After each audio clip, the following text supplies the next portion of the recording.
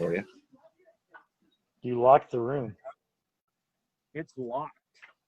Locked and loaded. The room is now locked. My computer is now locked. All right, we are live.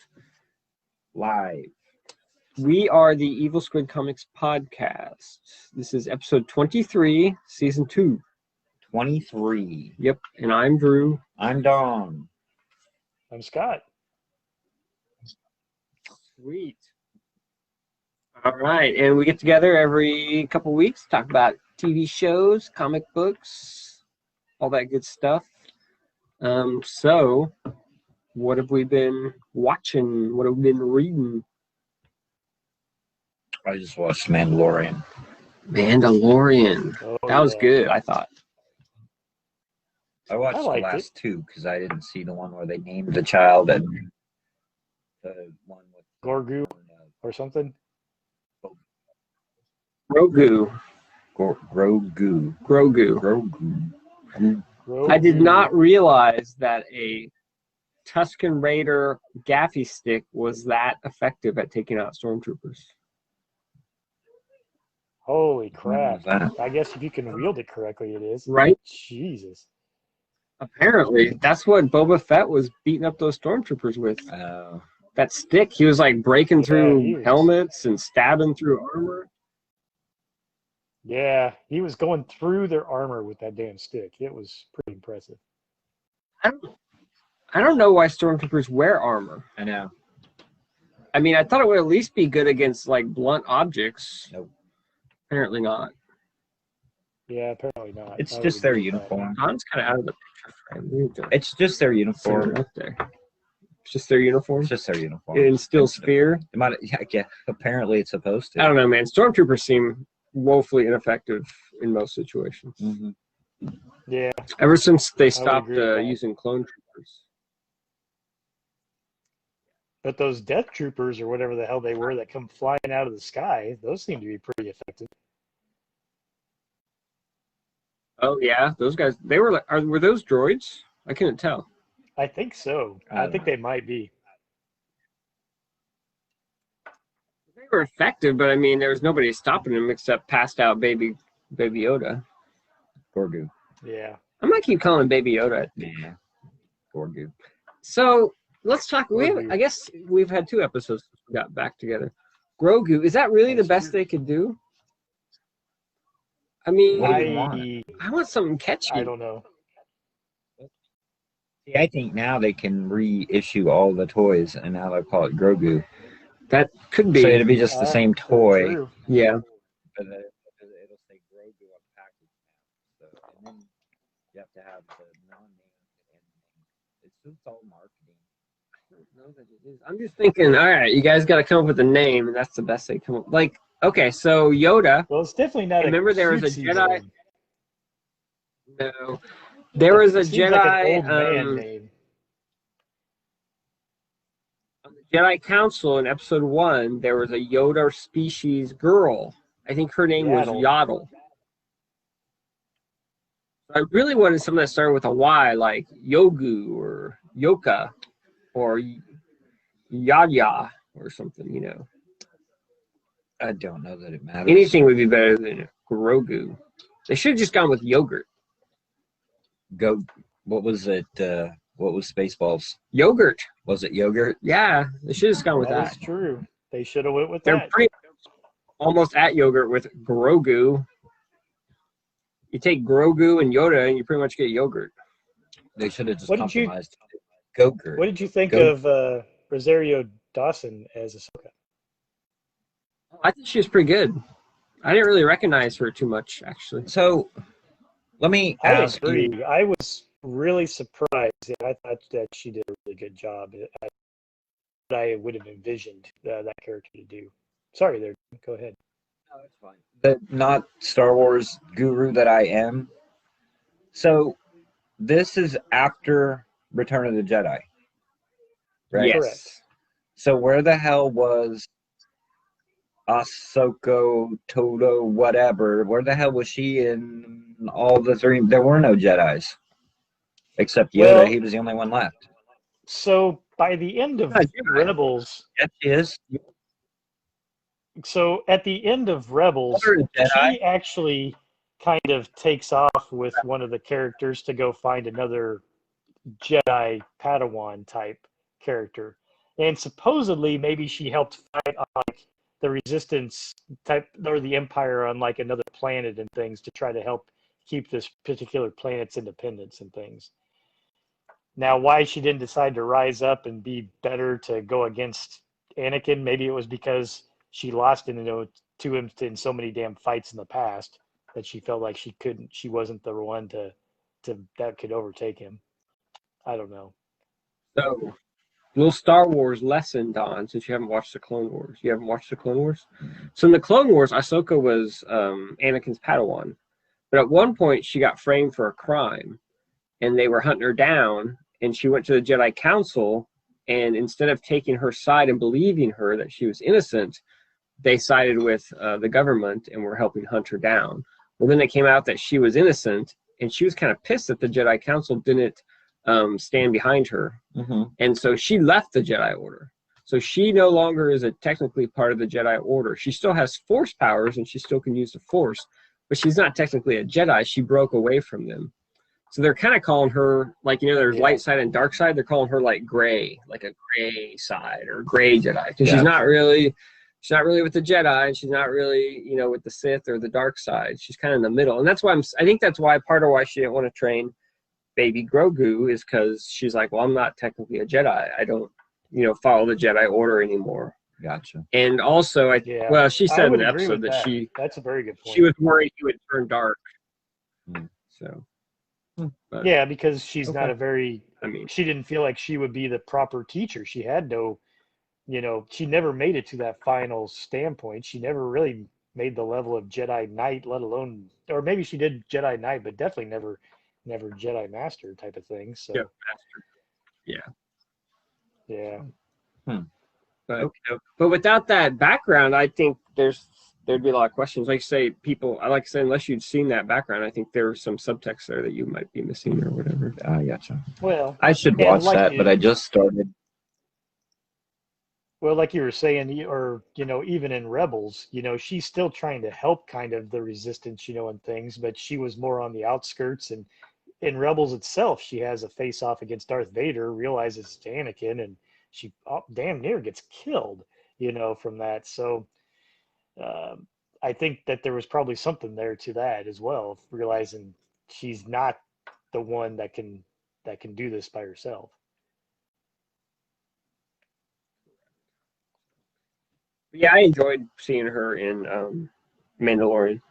Yeah, I don't pay attention. Like I didn't. I don't. It turned out to be a lot better than I thought. I was just gonna say I don't know like who plays who. Like I don't keep track of that. So I just watched the episode and it came on and I was like, that's because Barbara's watching it. I'm like, that's the chick from Clerks 2. Yeah, Rosario Dawson. And I'm like, who is that? Because I know Barbara knows that. She's like, I don't know. And I'm like sitting there the whole time. I'm like, I know who that is. I can't think of her name. And then I think I finally remembered it or whatever. And she's like, okay. Wasn't she in The Spirit? I've only seen The Spirit one time, and that was at the movie theater. So she was in Sin I would like City. to see that movie again. Okay, maybe I got confused. I thought maybe it was Eva Mendes who was in Spirit. I don't know. Could be. I started watching I think the that X-Men Eva Mendes may have been in cartoon. Oh no. Which one? The X-Men from like the 90s. What are you watching now? Oh, really? Disney. Cool. Is that Brian Singer? I started. No. The cartoon. The TV, the cartoon. Oh, okay. Animated series. Okay. X-Men cartoon. It's called X-Men the Animated Series. Yes. Because I remember when that first came out, I watched it, but then I was in that weird phase where I kind of got away from it. Yeah. And didn't finish it. And there's a lot of, like, I was that weird phase being in, like, your 20s and getting married? Probably. But, well, I don't know. It just, and even now, like, I know, like, people that are probably, 10 years younger than us or 15 years younger than us, like they all talk about, oh, that was the shit. The bomb. Like that was our G.I. Joe it was pretty cartoon and our He-Man cartoon. Like, for them. And they're not great. Like, it's almost hard to get through them. Like, you know, it's like, I don't know. But I'm interested because like I've only watched like the first 6 episodes or whatever, but I went through the episode list and, you know, it does like, you know, Days of Future Past, and it does a lot of the comic book stuff. Yeah, it's fairly and you know, like I mean Cable's in some of the later episodes and Bishop, and they bring all that stuff in. It's just, I don't know. We'll see. Maybe it gets better. I don't expect it to. I mean, it's probably going to be more of a job or a chore to watch them than enjoyment. But in the early 2000s, there was a X-Men cartoon called like X-Men Evolution or something. I thought that was actually pretty good. Like I remember watching that a little bit and thinking the animation was pretty decent and the writing was pretty good. Yeah. But I didn't. Obviously, I was in my 20s and just got married, so I wasn't really watching it religiously. So, yeah, cool. I did watch a what have I documentary. been watching? I think I watched a documentary on Amazon that was called Chris Claremont's X-Men, and it talked a little bit about the rise of, you know, Chris Claremont at Marvel and working with what was it, like Samson and the different people through there, and the headbutting, you know, that he had with the different editors and chiefs and things like this over different stuff, and you know, ultimately his kind of, not really downfall, so to speak, but, you know, really where you know, ultimately there, I think in the 90s, the disagreements that they had, and pretty much, you know, he just was asked to leave kind of the company, you know, in a lot of ways. But it didn't seem like he really... Chris Claremont. What's that? They picked Jim Lee over Chris Claremont. Yeah, pretty much. That's what it seemed like. Yeah. And then Jim Lee left. Yeah, for Image and things. Yeah.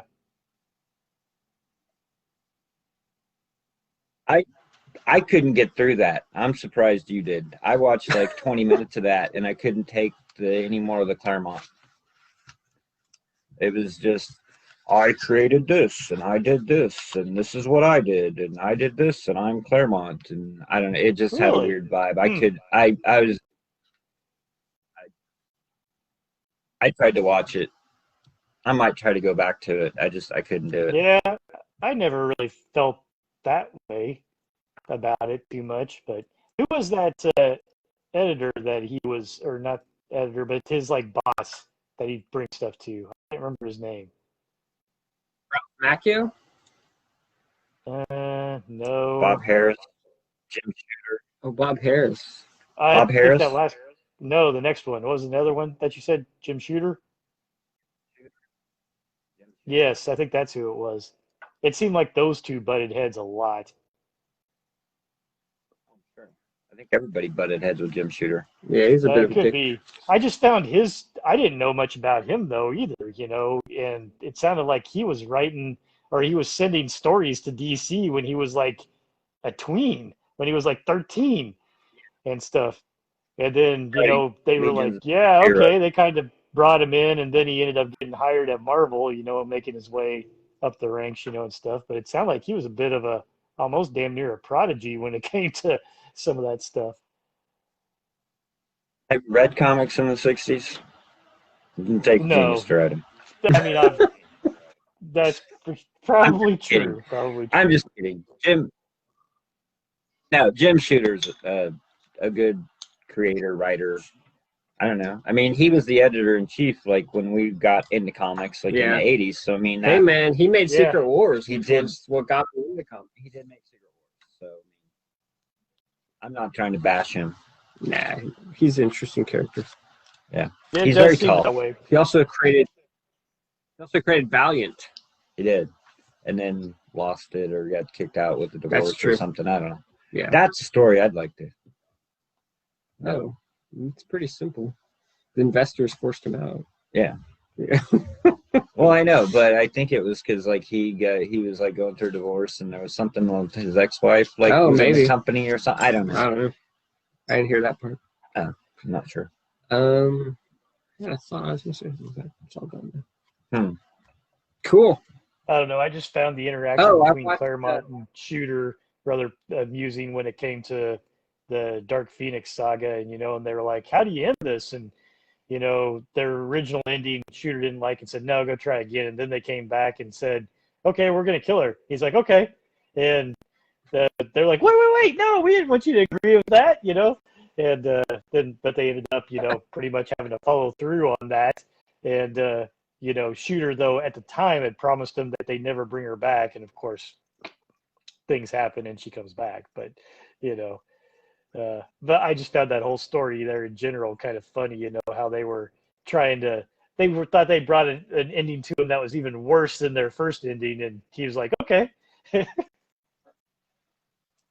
That's the one where they're talking to Chris Claremont like a lot, right?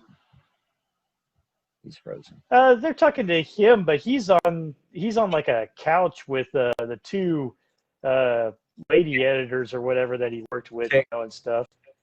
Yeah. So I did. I called them chicks. They're the Claremont chicks. The CCs. The C squared. No, I don't. Maybe I'll go back and watch it. Maybe I was in a bad mood. Could be. I was watching it and I just couldn't do it. Well, since I wasn't a real big X-Men fan by any means, I don't really know that history or anything, and so I didn't feel like he was. I thought he was pretty well spoken and not really much of an ass or anything, or very arrogant. And I thought he was trying to give some of the credit around. He just kind of talked about some of the stuff, but he did say, in some cases he felt, a lot responsible, for these characters and where they went, and that he didn't want to give up books, and things like this, and that he could do it all. And, I'm sure that's where some of that led to the end, but even then, whenever they filmed this, I think it was a good, at least a decade after he had got canned, so to speak. And, by that time he was like, "Yeah, I understand now. I was an ass, in some respects, I didn't do it as well as I probably should have." So, and I thought that was pretty, upfront about him, so I don't know. I didn't think he was portrayed in an unfavorable light, but I thought he was fairly truthful as well. But like I said, I really don't know that history like as well as you guys probably do. So many comic creators, they come across as kind of bitter and like spurned, slighted, or whatever. And Claremont has that. Jack Kirby was always that way. Even Stan Lee had a little bit of it. Obviously, Alan Moore is a bitter old man. I mean, right. The road, there's a lot of them. The road is littered. Well, it's interesting because I'm trying to think because I had a thought and now I can't recall the thought. So maybe I'll think about it later. But I know what it was. It all leads back to the Rob Observation podcast. Of course it does. No, I had that conversation with Brian Hunter about Deadpool, about how Rob created Deadpool, and Brian's like, yeah, but he wrote him and drew him. That last podcast. Yeah, he wrote him and drew him for like it's the same conversation. 15 issues. Yeah, and other creators, writers, and artists have come in and made made Deadpool who he is. I was listening to it, and he was talking about he did an episode on Stan Lee, where he just talked about Stan Lee and his career and this and that, and he got to the point where they did those. I don't know if you remember, but they did like those interview videos where it was like Stan Lee interviewing Rob Liefeld. Yeah, I remember. Okay. Well, I guess there was one. He said, I don't know if it ever came out or whatever, but they brought in Bob Kane. Yeah. Bob Kane is the guy that created Batman. Scott. In case you didn't know. Thank you. And so I believe they had an interview with. Okay, But they had an interview with Bob Kane and Stan Lee. And this is like 91, 92, where Batman came out in 89 and Batman was just effing huge, right? Yeah. Like, it was insane. And Bob Kane was like giving Stan Lee shit. He's like, I created Batman. And Stan Lee's like, okay. He's like, and Batman is the greatest because look, it's Batman, you know? And I'm like, and I'm thinking back and I'm like, okay, you created Batman in 1939. Like, your version of Batman is nowhere near the version of Batman that is on like the movie. You know what I mean? Like, because there's been hundreds and thousands of artists and creators that have taken that character and transformed that character. So like when you say, you know, like even Stan Lee, like, you know, Stan Lee created the Avengers or Stan Lee created Spider-Man. Well, Spider-Man's probably not a very good example because Spider-Man's kind of stayed the same through the whole thing. But any creation that's been around, especially like 80 years or 70 years or 60 years, that initial, just because you created that character, cool, you created that character, but that's not the version that you have now. And that's maybe not why it was that's not why it's popular now. Correct. If other people hadn't come in and made that character better, it would have just died off and nobody would know who Batman is. You know what I mean? So, I mean, I don't know. It's just a weird way to think of it. Yeah, like, it is interesting. Sometimes we almost give the person who created it too much credit, and they may have not even had any idea what they were creating at the time. And then it took on a life of its own. Other people put their spin on it and made it more interesting. I mean, without Dark Knight Returns, Batman probably would be, you know, nothing what he is today. I mean, that like completely changed the track. Everybody who writes Batman now basically writes Frank Miller Batman. Right, exactly. I mean, no one writes Bob Kane Batman. Right. But it is interesting. But you know, they do need to get the credit because they are the ones that came up with the idea. They created the character. They kind of molded it. I mean, you know, Batman's origin is still Batman's origin. You know, his parents were murdered and, you know, the crux of the character is there, but the popularity of that character has been, what do you call it? Has been, it's a journey. You know what I mean? Like, it's taken years and years and years to get to where it is now. So for Bob Kane to come out in like 1989 and go, yeah, I created Batman. Well, yeah, you did, but your version of Batman in 1989, your 1939 version, nobody gives two shits about. Like, nobody's going back and reading 1941 Batman, you know? Are you still talking about Batman? But on the flip side, that's where maybe Chris Claremont deserves a little bit more credit in some respects, because while he didn't create the X-Men, he took them to that next level in a lot of cases. And I mean, hell, even the movies and pop culture that made him popular is based off of Claremont's stories and how he created some of those characters. May I make a point? Yes. Oh, go ahead. And also, sorry, I've got a little bit of a lag. You do have a lag, a huge lag. It is several seconds. Chris Claremont created.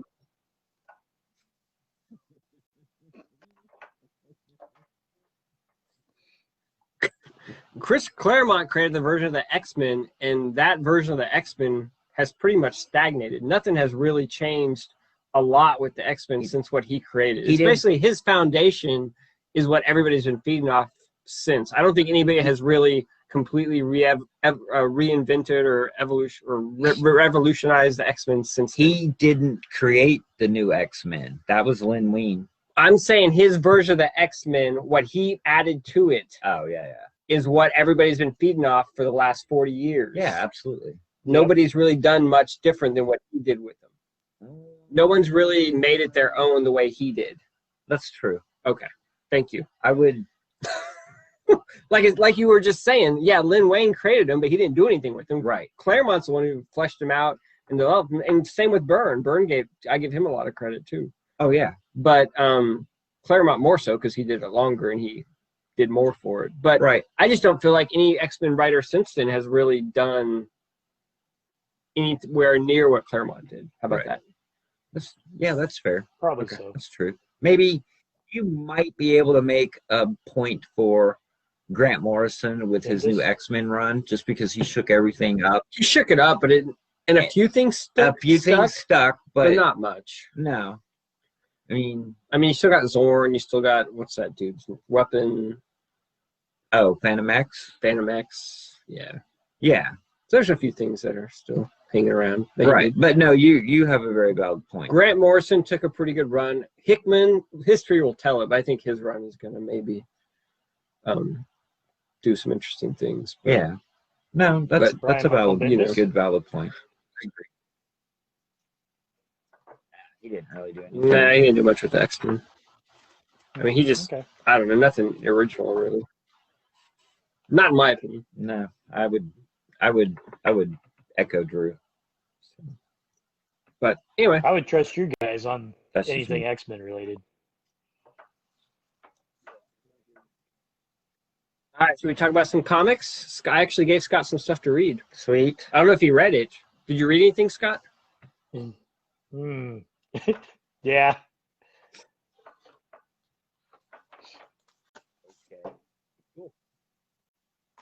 Ooh, Firepower and On the Stump. On the Stump and That's all I read. Nice. I still got other stuff, but I'm a little preoccupied, I suppose, with Christmas and crap right now. So. Oh yeah, that's cool. I gave up on Christmas. Don gave up on Christmas. I was actually watching the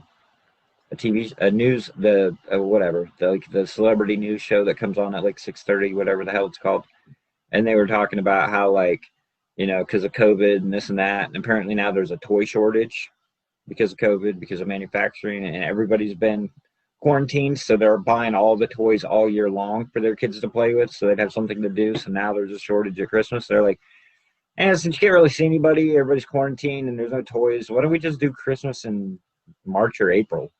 I'm like, it's fine with me. Push it, dude. We'll do Christmas in April. I don't care. It's all a marketing thing anyway. I don't know. All of us have kids. Can you imagine a toy shortage? My kids have so many toys, and I've thrown away so many toys. I can't imagine there ever being a toy shortage. Just go to a garage sale, and there's like toys coming out of everybody's houses. That show's full of dumb people. Okay. Good. Good to know, because it sounds ridiculous. It is. It is stupidly ridiculous. All right, I want to talk about. Oh no, I'm going to jump right in. I'm going to talk about. All right. I'm going to talk about this. That's what I want to hear. You got tons of notes today? I do have some, but this I didn't take notes because I think I have a good handle on it. So I read A.D. After Death by Scott Snyder and Jeff Lemire, and this came out like 4 years ago. Something I'd like. Didn't I read that? They have 4 years ago. 4 years. It came out in like 96, man. Not 96, 2016. 2016. Yeah, it was That's probably like meant. Yeah, I was gonna say. Yeah, I know. I meant 2016, but no, this book. Everything seems like 1996, right? Yeah, pretty much. The thing that was interesting, these things take forever to read because there's a ton of prose in it. You probably hated this book, didn't you?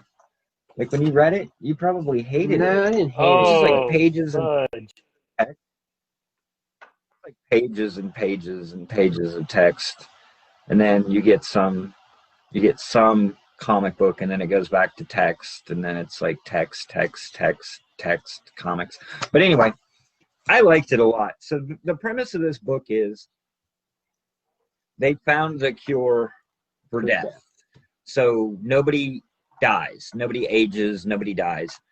But there's a very small community that's they're like all vampires? I don't know. I figured it was no. They're normal human beings, but they can't reproduce. Which, as I'm reading it, I'm going, well, how does the population not get out of control? Oh, that's easy, simple fix. You just say that the cure or whatever it makes you sterile, so like you can't have children.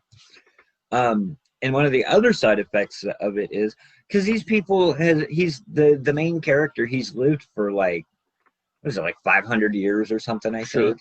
And so obviously your memory starts to go. So you don't you don't remember things. Okay. Yeah, it does. Apparently it does according to this book. It does go away according to this book.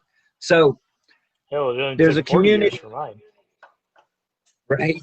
There's a community where these people live, and the main character, like, it starts out with him in his childhood, and he used to write things down. So he has like notebooks, and he'd keep journals and things like when he was a kid. And so it kind of jumps back and forth, like telling his childhood, and then it'll jump to the present where he's living in this after death community, whatever. And he's working on a farm, kind of sort of, but in his previous life he was a thief. And so in this life he has like his house, and he steals things and he puts them in his barn or his shed or whatever. So he just has a collection of things. And that plays a lot into it, because like he was what do you call it? He was like on the internet, like in the dark web or whatever, and he would say, like, they would meet up and he'd be like, he would either have people steal things for him or he would go out and steal things. Like that's how they connected, was like online. And so he'd been doing this for a while, and then he goes to work one day and this guy shows up, like this billionaire guy shows up, and he sells like mobile homes, basically modular homes. And this old guy shows up, and he's like super rich, and he's like talking to him. He's like, yeah, he goes, I want to put in a really big order because I'm building like this community. And he's like, okay, well, we don't do out of state work because it's like out of state. And then he finally goes, do you know who I am, right? And as he's doing this, like he has a deal going down, but he hasn't heard from the guy in like several hours, like past the time where he's supposed to check in. So he's like thinking in his mind that his life is going down the shithole because this deal went bad. Well, the guy goes, I'm the guy he pulls out the item that he was supposed to steal. So he was the guy that he's been dealing with for years, stealing things. And he figured out, his company or his pharmaceutical company has figured out the cure for death. And so he invites him to come and be part of the community. And so that's kind of where it leads up to. And then he's in the community, and he keeps, like, they have a listening post. They take turns, they go to this listening post, and they're trying to contact. Does any of this sound familiar to you at all? Have you read it? No, but I don't think I did read it. I think Well, I just seen so many advertisements for it. I probably did think that. It's something you're interested in reading, because I don't want to spoil it if you want to read it. Yeah, go ahead. I may someday, but okay. By the time I do, I'll probably long forget. Right. So basically, he's at this, they take shifts, like they take 50-year shifts at different jobs. And then so it's his turn to go to this listening post, and he's supposed to work at this listening post. And there's this scouting group or whatever that they sent out back into the real world, because they don't know what's been going on in the real world. And it's supposed to be devastation and creatures and just no humanity left. And so he's trying to get into contact with this group, because they've been gone and they've been out of contact. Well, he finally thinks he hears something, like from someone. And so he decides that he's going to gear up and go out into this thing and try to find these people. And so the main guy comes to him and he goes, dude, if you leave, you can't come back. Like once you're gone, you're gone. You can't come back. Whatever's out there, that's where you're going to be. And he's like, fine. He's like, I don't care. I just need to know what's going on. Like I need to find out what's going on. And so he leaves. And so it jumps back and forth. So like you see him at the beginning of the book, like out searching for the outpost, and then you learn about his childhood, and then it goes in. Well, the whole thing turns out at the end, he gets down to like the shore, and there's a boat there, and they were supposed to take a boat out and come back, and he's like, oh, it's the boat. And the old dude shows up like right behind him on the beach, and he's like, what are you doing? He's like, I found the boat. Like they got to be around here. And he's like, dude, you're forager. Like you were the one that went out on the outpost, and then you came back, and you didn't like what was out there, so you came back here so you could live here. He's like, you've done this like 15 times. Like you get tied up every 50 years, and you want to go and find them, and you're the one that you're looking for. And he's like, stop it. He's like, this is it. Like, don't do it anymore. Come back with me. and that's like the whole twist of the book. Like that's the end of the book, and like that's what it is. So I don't know, it was kind of cool. And like I said, they do an interesting way that they tell the story and stuff. It's kind of weird, like, because there is a lot of prose in it. It's almost like a novel. Like, I mean, it is. There's a lot of words, and I'm sitting there reading it, and I'm going, man, Scott Snyder could probably write a novel. You know what I mean? Like, he's a good writer. And I know Lemire is a writer too, so I don't know like how it broke down. It says written by Scott Snyder and illustrated by Jeff Lemire. But I don't know if Lemire had some input or whatever. But it was really well done, and I really liked it. It was cool. I mean, it felt more like a Jeff Lemire. You know what I mean? Like a Jeff Lemire, Matt Kent kind of story, like something kind of like that. Mm-hmm. But it was done really well. The art's interspersed, and then then they have dedicated pages, panels, and artwork, and it was good. I liked it. Overall, I really liked it. It was a good book. So cool. Yeah, at the time I didn't really love it. It just seemed like it kind of went nowhere. Like you said, it kind of did. It just kind of went in a circle. Right. So I'm not sure I'm buying the premise that your memory is gonna go after so many years. I don't know. Well, I think, like I said, I mean, it might have been like 800 years or 900 years. I don't care how long it is. Well, like Scott said, I'm 49. I can't remember shit from 20 years ago. Yeah, but you don't remember, but you know what happened. Like, you remember getting married. You may not remember, like, details, but you remember the general exactly. Of it. But if you take that for another 500 years, I mean, the way I work, if I don't remember, like if I don't go through, but that's why you have like photos and stuff to remind you. And that's like he has those notebooks, and that was the part of it. Like the guy says, because he goes into his garage and he finds his old notebooks, and he's like, oh, I remember now. Like I wanted to go, like I want to live my life. Like there's a life outside. Why is everybody else not all confused? Why is it just this one guy? I don't know, because I guess they're content. I guess. I don't know. I don't know, man. Well, I mean, there's a couple maybe plot holes or premises that you don't quite buy into, but I mean, overall, it's a good story. I just didn't harp. It's well written. Like I didn't. It is well written. I thought it was really well written, but Yeah, I mean, I remember kind of liking it at the time. It just didn't. I don't know. Yeah, I don't remember loving it, to be honest. But maybe I need to revisit it. Maybe it's better the second time. I'm not saying I loved it. It's like the best thing I read. You really liked it. I did like it. Like I said, I timed the last one because I'm reading those books and I'm like, dude, this seems like it's taking forever. Yeah, and it took me right at an hour to read the last issue. So I'm assuming it took me about 3 hours. I don't feel like I wasted my time. Like I enjoyed it. Cool. And dear comic book creators, do not make your comics oversized. It's very annoying. There's no way to store these. They don't go in a comic book box. There's no bags and boards for them. They look awkward on a bookshelf because at least these are square bound. They're like magazines. Yeah, they're exactly. Like square bound magazines. Square bounds are useless, or magazines are useless. They go in the trash. I'm kind of hoping that this Black Label, they've gone away from the oversized things, and now they're just doing Black Label and normal comics. Because I have some of the old Black Label stuff, and I have some of the new ones. And the newer stuff that they're calling Black Label, they're actually just comic books. So maybe. I don't know. I don't either. I'll do my big one, and then I won't have a whole lot else. I finished 100 Bullets. Nice way to spread that out. You'd read like 12 issues last time, and now you I read the other 88. And now you read the other 50 or something. 88. 88. Oh, that's right, because there's 100 issues, right? I forget. Crazy 88s. Yes. So, 100 Bullets is super good. Yeah.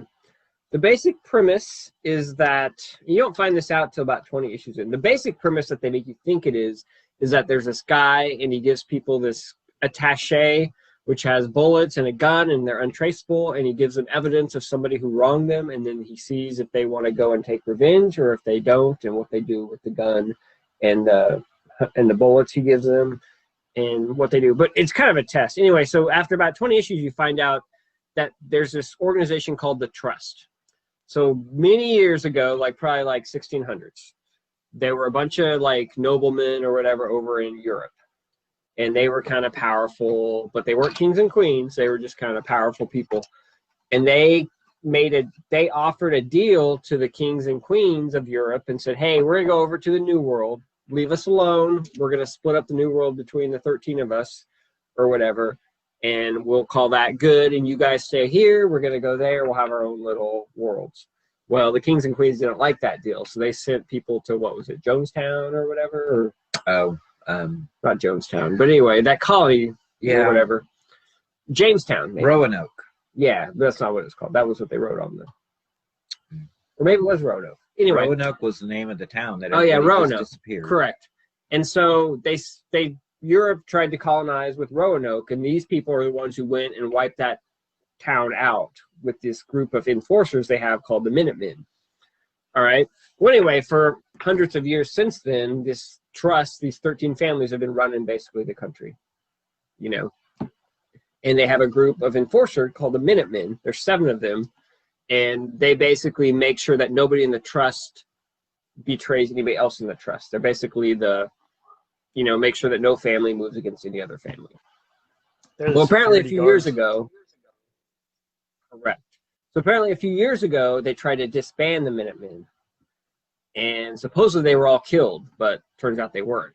So throughout the first 40 issues or so, this main guy who's kind of the leader of the Minutemen, he's going around and he's kind of reactivating and finding them, and you're getting like the backstory of each Minuteman and kind of learning who the character is and all that jazz. And at the same time, they're recruiting new Minutemen, right?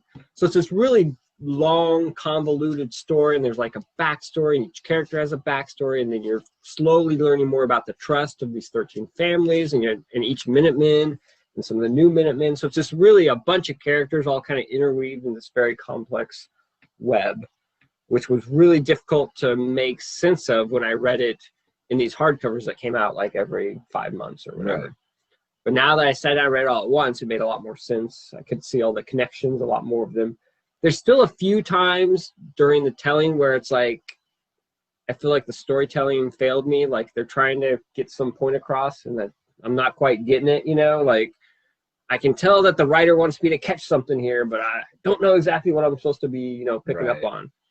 I don't know if that ever happens to you guys, but but anyway, it happened a few times, not too many. Most of the stuff I felt like I picked up on, and I felt like they did a good job at tying all the threads together and, you know, making everything kind of work and all that good stuff.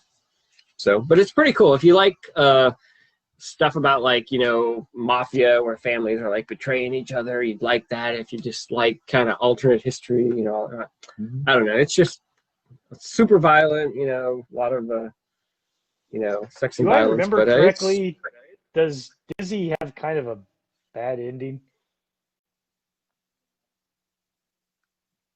Yeah, kind of. Yeah, she isn't in great. I don't think anybody has a good ending in this book. Yeah, that's probably true. Pretty much. Except for maybe Grimes or whatever. Pretty much. It's kind of a Quentin Tarantino ending where pretty much almost everybody, well, even Graves, he's pretty much. Oh, Graves. There you go. Of the ending, but yeah, he didn't have a good ending either. Nobody had a good ending, I don't think. I guess he kind of had a good ending in the sense that he got like he kind of got what he wanted, I guess. But it came at a but it came at a pretty high price, I would say. So yeah, no, it's super good. But didn't. And Eduardo Risso is the guy who drew like almost the whole thing. I think there was one fill-in issue where they had like guest artists do like some splash pages, but he drew like everything else. Yeah, that's what his really art. like. Yeah, his art is really good throughout it for such a, you know, what would you say, that kind of, I don't know, gritty type of look, you know, that's needed for a lot of this. I just really like the art in that. Yeah, he uses shadow and like he has a really kind of sparse line, but he uses a lot of shadow and he just does a really good job. He kind of reminds me of Frank Miller, like kind of mid-career Frank Miller, you know, kind of like Electra Lives Again area Frank Miller, where Frank Miller had that like real, you know, thin line, and it wasn't, but almost that, but like a little bit when he started to do Sin City, but not full-blown Sin City, you know? Right. It's like somewhere right in between, and it like just hits that sweet like spot. A lot of his characters were very defined as well. You know, they always had not only their own personality, but he brought it so well with the art, that you could really tell Lobo versus, somebody else, or, all these characters apart very well. Yeah, for They a had book their that own has defining characteristics, yeah, for a book that is all like humans without costumes, every character is very distinct, and he does a really good job with character design and defining the characters to where you don't get confused, Yeah. But yeah, it's a pretty great book. I mean, I couldn't recommend it highly enough to anybody who likes comic books and kind of is looking for, especially if you're into like superheroes and you want something just a little, different, something non-superhero. This is a great book to, delve or into. if you're not into the superhero thing, in general, from a comic book perspective, this is a great, kind of, it's in the comic world, but yet it's not that superhero thing. So, just it's kind of getting out of what people traditionally think, comics are, being a bunch of superheroes and stuff. Definitely. But yeah, I mean, it's a masterpiece, I think. I mean, it's definitely up there with one of the great achievements. I mean, it's 100 issues, but yet it all ties together. It's like one story, and it just kind of has a bunch of little stories within it, but they all kind of connect. I mean, it's definitely, I don't know, it's a pretty amazing accomplishment, in my opinion. But yeah, it holds up really good. Like, it's something that I can see, kind of like Watchmen, where you go back and you reread every 5 or so years or whatever, Yeah. Because I think every time you read it, you're going to catch a little bit more. Oh, yeah. Like more. I can see there's that. a lot of layers. Yeah. So it's pretty cool. But yeah, I was really happy that I finally reread it all together, and it made my $50 per book purchase of this thing feel more worth it. Is that what they cost? I mean, I didn't pay that, obviously. Well, no, I know. got a discount. But yeah, they're $50. Wow. There's 5 of them? 5 of them. So Yeah. that's $250. Are they like I don't a know. absolute? I know. You have the single issues. No, these are just oversized. I mean, They're a little They're oversized. just They're not quite oversized absolute. They're not absolute. hardcover. Okay. Okay. Yeah. Because that was the Absolutes would Vertigo probably be imprint, like- wasn't it? 75 or 100. Yeah, it was Vertigo. Yeah, those Okay. those absolutes are coming up to like 100, 125.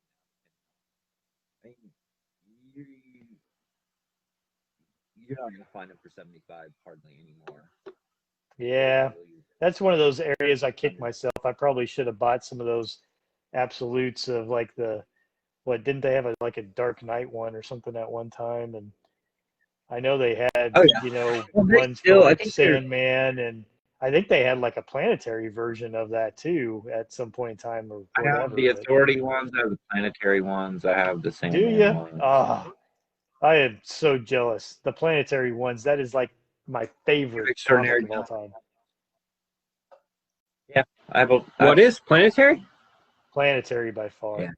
I actually want to try to maybe. Well, I say I reread that recently. I want to remember? reread. Yeah, I did it wanted like to- this See, year. We need to get on the same Coordinate? page and coordinate and do our rereads at the same time. I agree. Pick one. I Authority. mean, Scott did. I kept saying I was going to do Why the Last Authority. Man when Scott did it. Authority. You want to read Authority? Do you have Authority? I think so. But see, Authority Three spun out of trades. Stormwatch, so are we just going to do Authority? Yeah, or just do Authority. Okay. I mean, All right. So how many? We'll figure that out off the podcast, but we should do that. We'll figure out how many issues to read. we got 4 trades, it looks like. Okay. That's Maybe what 5. I got. Well, I have that. I have 4 anyway.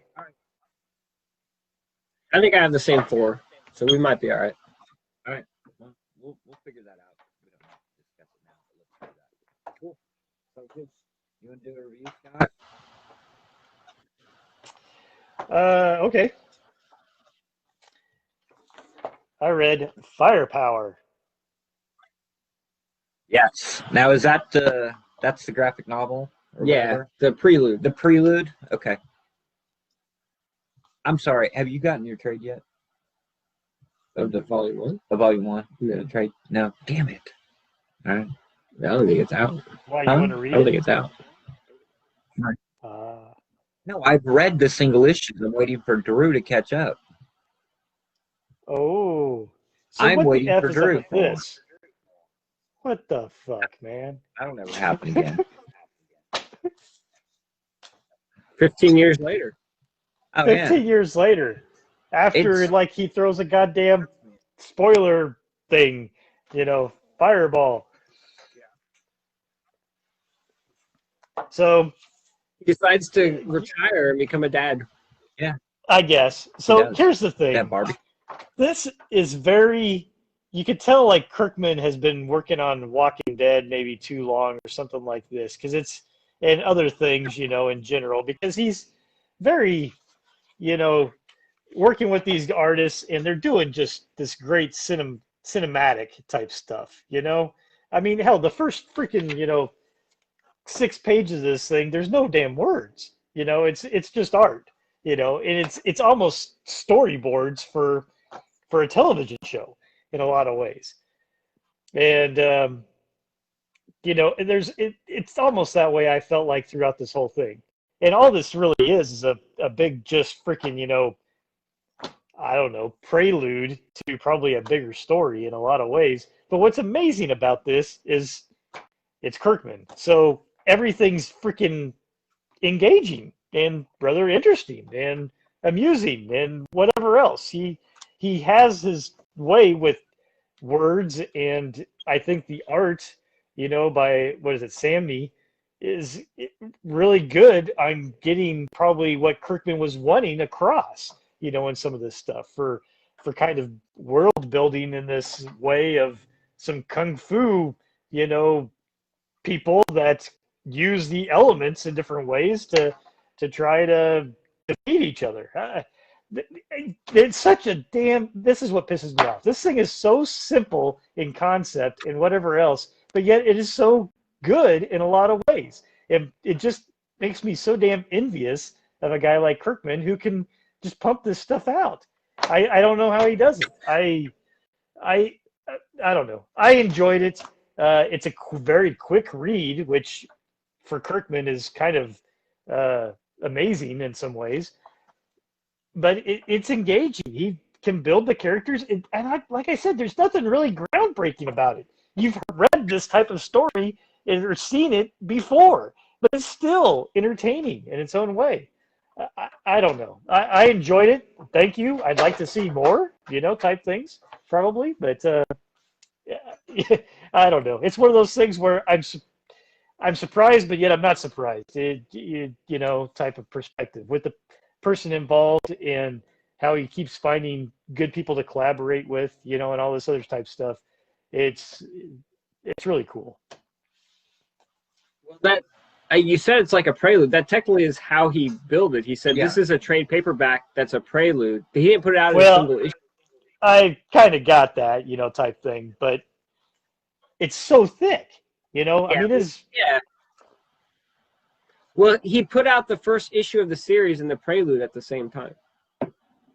Oh, cool. So I take it the 15 years later is in the first issue, huh? Type thing. Yeah. Okay.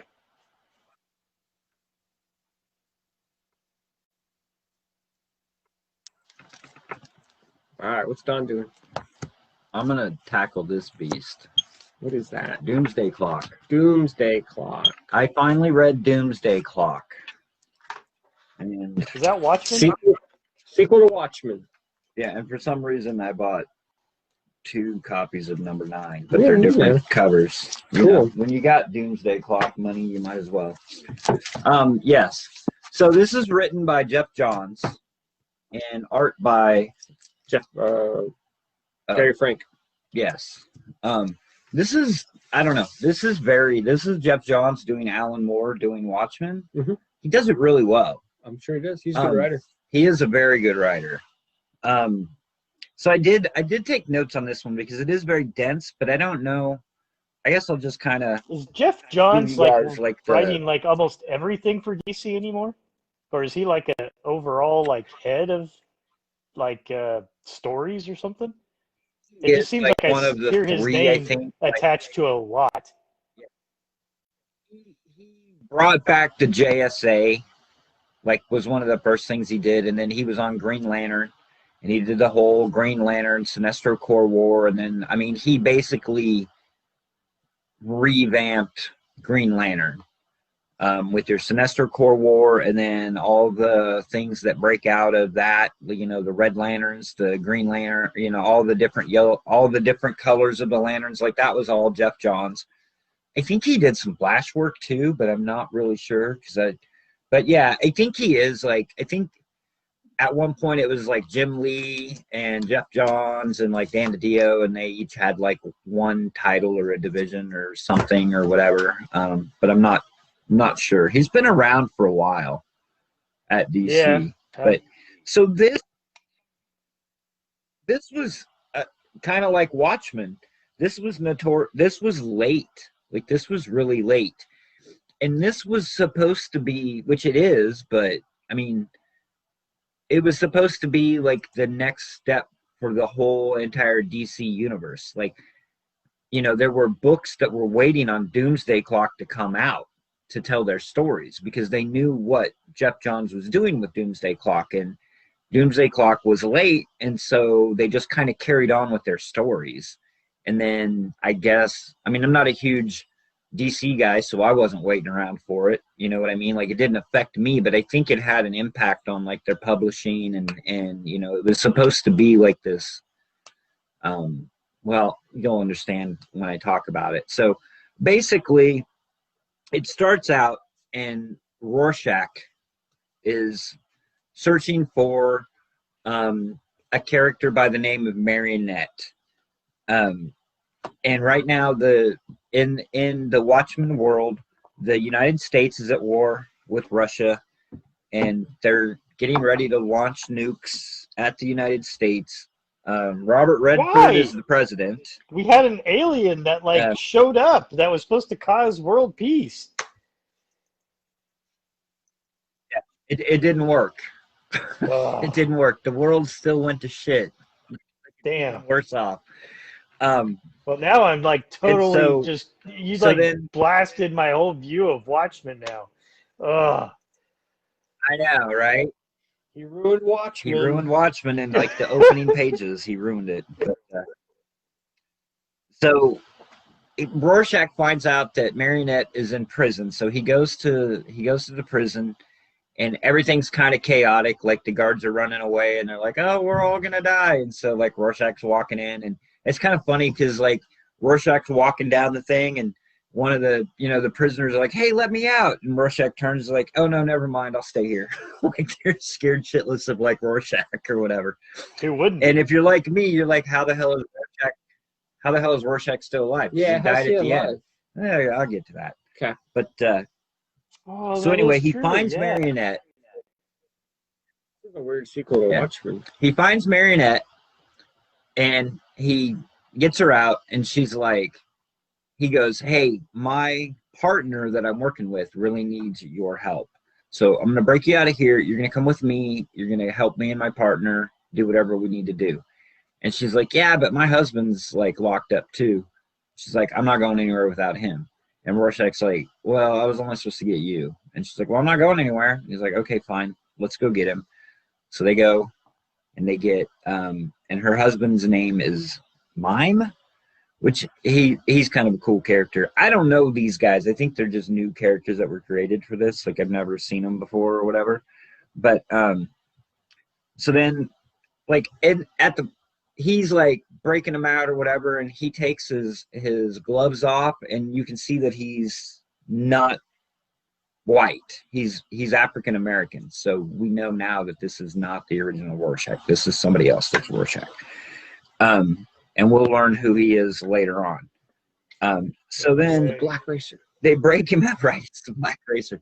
So they break him out, or he breaks them out, and then he takes them, and it's Veidt. So we've got Ozymandias, Veidt, or whatever. So these are the guys. Veidt, however you say it, Veidt. Ozymandias. How do you say Ozymandias? That's right. Okay, Ozymandias. I always butchered that. And so Veidt's like, yeah. Veidt is like, yeah, we need you guys to help me find Dr. Manhattan, because we don't know where the hell Dr. Manhattan is. He's on Mars. Mm-hmm. And so then now right. So now we flash to Superman, Clark Kent, he's in bed and he has a nightmare. He has a dream about when Ma and Pa Kent died. They take him to the prom and they drop him off, and he goes into the prom, and as they're leaving, they get in a car wreck and they both die. And that's how Ma and Pa Kent die. And so he wakes up in a sweat and Lois is there. Yeah. So he wakes up in a sweat and Lois is there and she's like, "Are you okay?" And he's like, "Yeah, I had a nightmare." And she's like, "Have you ever had a nightmare?" He's like, "No, I don't think I have." So that's the end of the first issue. Are you going to do this for every issue? I am. It's very... That's not how we do. So. Okay. All right. So do you want me to just give you like the nuts and the bolts then? Yeah, give me the nuts and the bolts. Okay. I don't want like a blow-by-blow, scene-by-scene. All right. Oh, damn it. This is dense. It's thick. It's like it's there. But okay, so the gist of this book, so they go and so Dr. Manhattan gave up on that world. And he came to our world. He came to our world and he appeared in like 1945 or 1938, somewhere around there, when Superman is born. Gotcha. And so, or when Superman arrives on Earth. And so he's been fucking around with this world the way he was fucking around with the other world. He's been jumping back and forth in time. And so, like, basically is what Jeff Johns did is ultimately he made it to where every crisis that we've had, every incarnation of Superman, how like Superman's been remade in 1985, Mm-hmm. Superman was remade.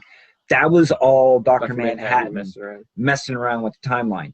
Like he goes back in time and he stops the JSA from being created. And then nobody knows who JSA is. So that first scene that you described in the first issue, was that the old world? Yes. Okay. Because they are Beat, and Rorschach are still in the same world. Okay. And so is what happens is, so he grabs this. I got it. Right. So he grabs this mime character because at one point on their world, Mime and Marionette robbed a bank. And Dr. Manhattan came to stop them. And he saw that she was pregnant. So he let them go. Like he didn't kill them. So in Beat's mind, there's a reason she's important. So he needs to use her to find Dr. Manhattan. Gotcha. And so he transforms the Archie, that ship. He makes it to where they can go into different worlds and they can track Dr. Manhattan. So then they come to our world. And so then they're tracking Dr. Manhattan in our world. The comedian shows up. Cool.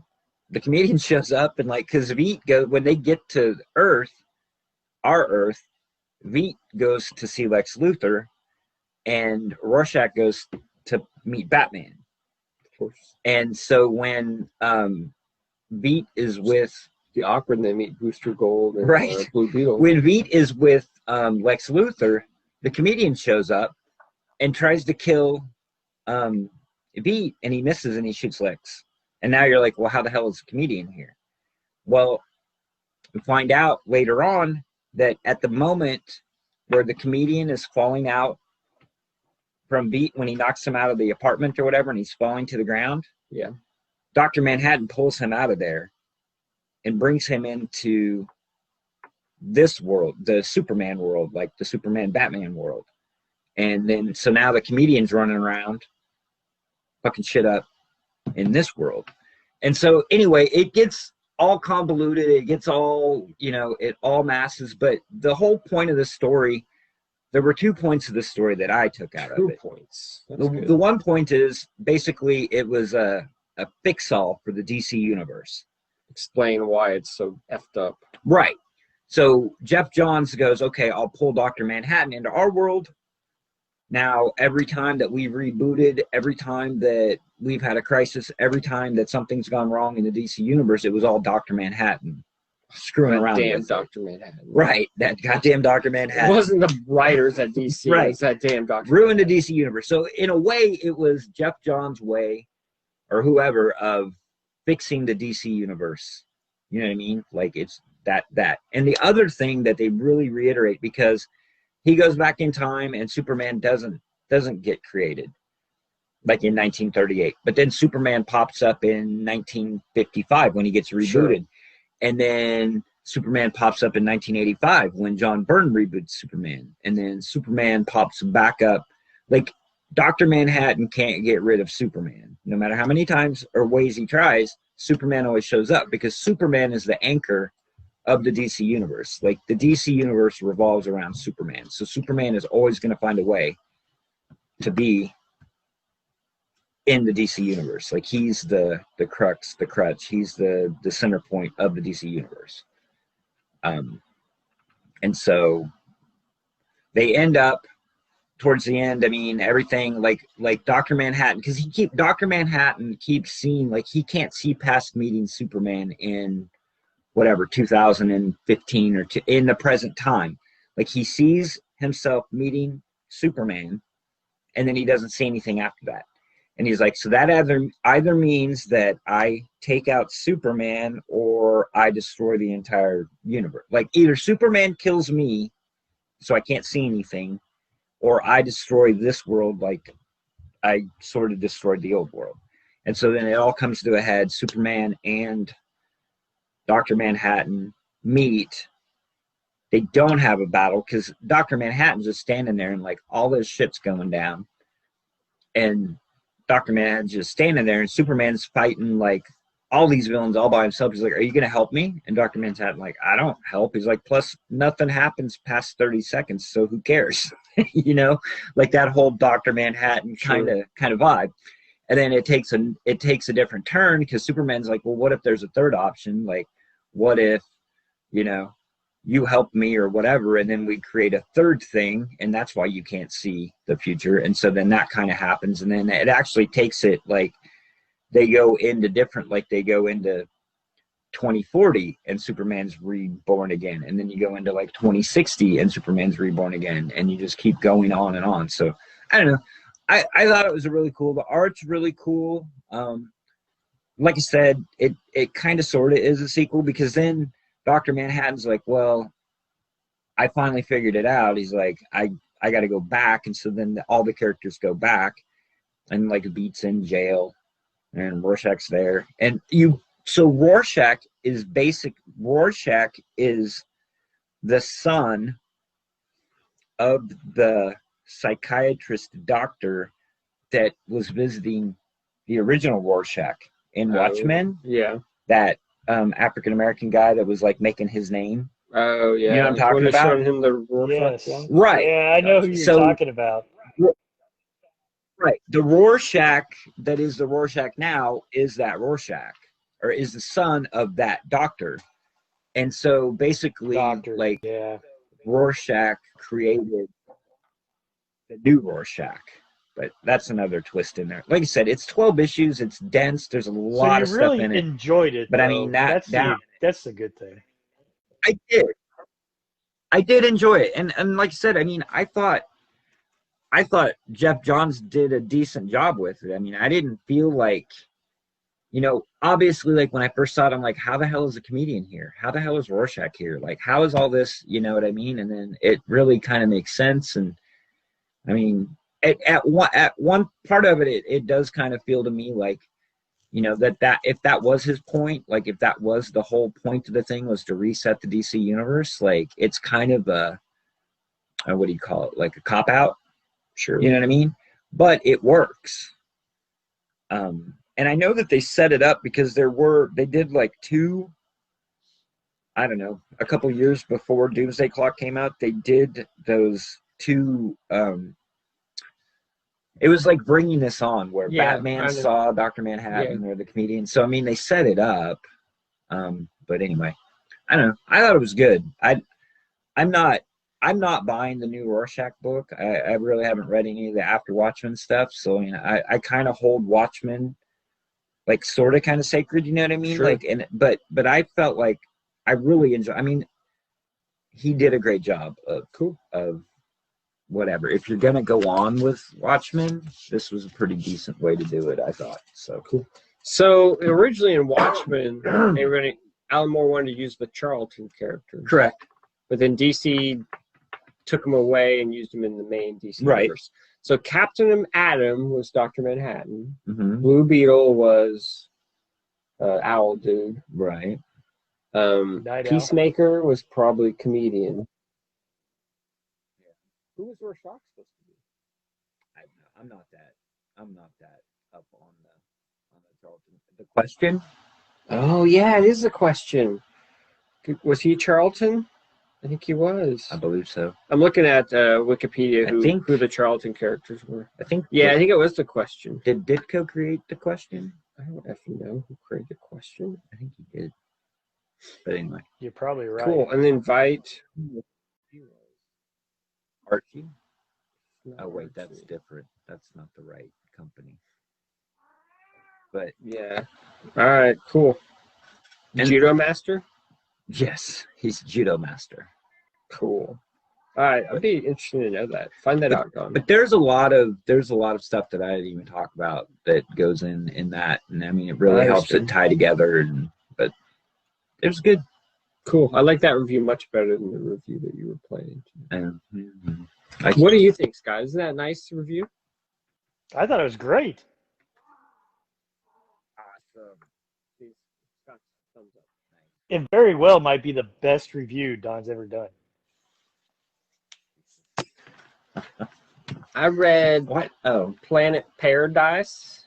what is that? It's another book by this Jessie Lonergen guy.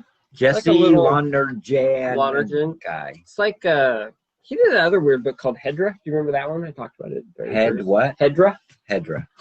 Yeah, was that the one that was all like panels Weird. of space? Yeah, that one. Yeah. This one's a little less experimental, has a little more of a story. I dug it a little bit more than Hedra. But it's Planet Paradise by Jessie Lonergen. Is this out through Image? Yeah, it's like an OGN they put out for this guy's stuff. But anyway, so the basic premise is there's this lady and her husband are going on like a vacation. So they're getting on like a spaceship and they're going to this Planet Paradise. And to travel, it takes like so many hours. So they have to put all the passengers in like suspended animation. They go in these like tubes and they like have to go to sleep. Right. And the pilot's going and the pilots are like going and they're like, it's all automated. So they're like streaming like shows that they're watching, you know, some soap opera they're all watching or whatever. Well, the engine jacks up and the plane goes off course or whatever, you know, crashes and the pilot like breaks her leg. And so this lady who went with her husband, she gets out, she's okay. And so she has to go and like try and salvage supplies and help the pilot fix her leg and they get like off planet or whatever, you know, and she kind of saves the day. There's giant lizards trying to eat everybody or whatever, you know. And so she's like fighting off the lizards. There's And giant lizards? so finally they get like the beacon going and the beacon tells the people to come and rescue him. So they send like a rescue team or one guy basically. But that guy comes and he gets eaten by the lizard immediately, you know, so he's useless. So then she has to break into the rescue ship and grab the stuff. And she kind of, I mean, she's like a housewife or not very adventurous, but yet she kind of saves the day, you would say, you know, this lady. And the pilot's like is a female too, and she's a real jerk. Like she's like, grumpy, my leg hurts. Give me some meds and blah, blah, blah. You know, it's just, yakking at this lady. Well, anyway, so they finally get the beacon and the salvage crew come and they get to go on their vacation to Planet Paradise. And while she's on vacation, there's like the pilot lady's on like a news channel thing saying how, hey, you know, I saved the day all by myself. You know, she's not giving this passenger who did all the work any credit. She's like taking all the credit for herself. And she sees on the news and she's sitting there with her husband. She's like, yeah, I want to go on a safari. And her husband's like, a safari? I don't think you would like that. That'd be kind of dangerous. I don't think you'd like to go on danger, you know, because, you know, wouldn't you rather go for like a spa or something day or something? She's like, I want to go on the safari. So they go on the safari and they're going. And I want to go to like a beach and sit in a chair and drink like rum drinks. Yeah. And just like hang out. And then maybe like after 4 o'clock in the afternoon, go out into the ocean for a little while. Yeah. And, you know, cool off and then come back and then just like drink more rum and pass out. Okay, I'm building up to the punchline of the whole story. Gotcha. All right, so they're on the safari and they're like in this like open air car, like Jurassic Park type of thing, and the driver guy is like, yeah, and they see this big giant like dinosaur looking thing, and they're like, isn't that guy dangerous? Like, oh no, it's fine as long as you don't mess with like its eggs or whatever. And then immediately the car runs over one of its eggs. Oh, nice. Yeah, so then the thing goes like crazy and it's like chasing him and knocks their car over and like kills the pilot, and her husband's like freaking out. She's like grabbing like some gun. She's like blows the dinosaur away, and he's like, wow, you know, and that's how the story is. So she kind of found her adventure spirit, and she's badass. Huh. She's not just a housewife or whatever it was. Wow. Yeah, it's pretty good. That's so weird. That's strange. But that's a Planet Paradise. It's pretty sweet. Nice. A little overpriced. Yeah, that, what was that? $16.99. Yeah. But it's an OGN. It's a really quick read. Like, we're talking like 10 minutes. Yeah. Maybe I wonder 20. how long it took that. Scott's gone, so Scott left. I'm gonna mention this He's real done. quick. I'm not gonna do anything other than, so I did get caught up on a lot of old stuff. So I read the Oh my God. Azzarello Bormejo Batman Damned. Yeah, that's old. I know, dude. The art in this It's amazing. is. Have you read this? No. Did you read it? How would I read it? You buy it and then you read Oh it. no, I don't buy any DC. The art is uneffing Yeah, believable. it's Bermejo. The story. I don't know who I'm showing it to. Our audience. Are we like video live? Yeah, on we're this? video live. Oh, I thought we were just doing that for us. Like we're on TV and stuff. Yeah, you're on TV. You didn't know that? Oh no. Oh wow. That's Okay, weird. so the art on this is just unbelievable. The story, it's Azzarello and it's Batman, so I thought it'd be really cool. It's all right. But the art's amazing. The art is insane. So it's Like worth it just for the art. so effing good. This would be a really fast review. So basically, what I got out of this book, which I don't know if this is what he wanted. Is that the one with the penis? Yes, So it it's is. worth $1,000? It's the bat cock. You That showed this big to one in for $1,000. 64. I read the very first one, but I never finished it. Did I show you the bat dick? Do you want to see it? You did though. Well, I we're think maybe online. it was. We may We're even have a online. photo of it somewhere. Probably shouldn't show it, but so pretty much the story starts out. They fish the Joker out of the river, and they're like, "Oh, Batman killed the Joker." And so, John Constantine is narrating this story. I think in the second issue they go to like see the demon, which is kind of cool. But the demon is like The Demon Etrigan. right. It's not the demon. It's Jason Blood. But like he's not transformed into the demon, but Oh, he that's still cool. rhymes. He's like what do you call it? Slam poetry guy, Yeah. because he rhymes all the time. Mhm. So he's up on stage like singing and he's like rhyming and stuff or Yeah. whatever. Mhm. And then the Swamp Thing's in it. What this book? Did Bermejo just want to draw the demon and? I guess, but I Swamp mean Thing? it was freaking good. I'll bet. Dude, he's like he's kind of like Alex Ross. You know what I mean? Yeah, painted. Yeah. Sure. So like this is like the demon. Like Yeah. that's Jason Blood. yeah. Doesn't look anything like him. Doesn't he have like a white streak in his hair or some shit? Yeah, no, well he's bald. I mean, yeah, that this totally kills yeah. the character. You can't and see then his like white hair. Swamp Thing comes into this, Who the but hell would shave his hair? pretty much it's I think it's just like Batman, like he kills the Joker because he's wanted to kill the Joker forever, but he hasn't wanted to kill the Joker. So he finally kills the Joker and realizes that it was a mistake. And then 3 issues later, he's like put back at the bridge and he's like making the decision. And then this time he makes a decision not to kill the Joker. So like he doesn't kill the Joker. So it's almost kind of like a what if story, like in Batman's head, I guess. I don't know. Like if I kill the Joker, this will happen. And oh, I don't like that. So I guess I'm not going to kill the Joker. So I don't know if the Joker actually died and then he brought him back to life and then he decided not to kill him, but that's kind of like what the story was. I didn't really pay attention to the story. The art was insane. So it is definitely worth, especially like, I know we don't like the oversized stuff, but it makes it really cool in this. They were $7 a piece. It's worth $21 to buy this just to look at the pictures. Nice. Like I would pay full price for that shit. Wow. But It's you that don't. good. No, I don't, but I Okay. would have. Would you pay tax too, though? I would. Wow, tax too. I pay tax now. That's true. That sucks. Yeah. All right, Scott. I jumped in because you were gone, so I think we almost all do. you go ahead now. and do one. No, it was all good. I heard most of the stuff.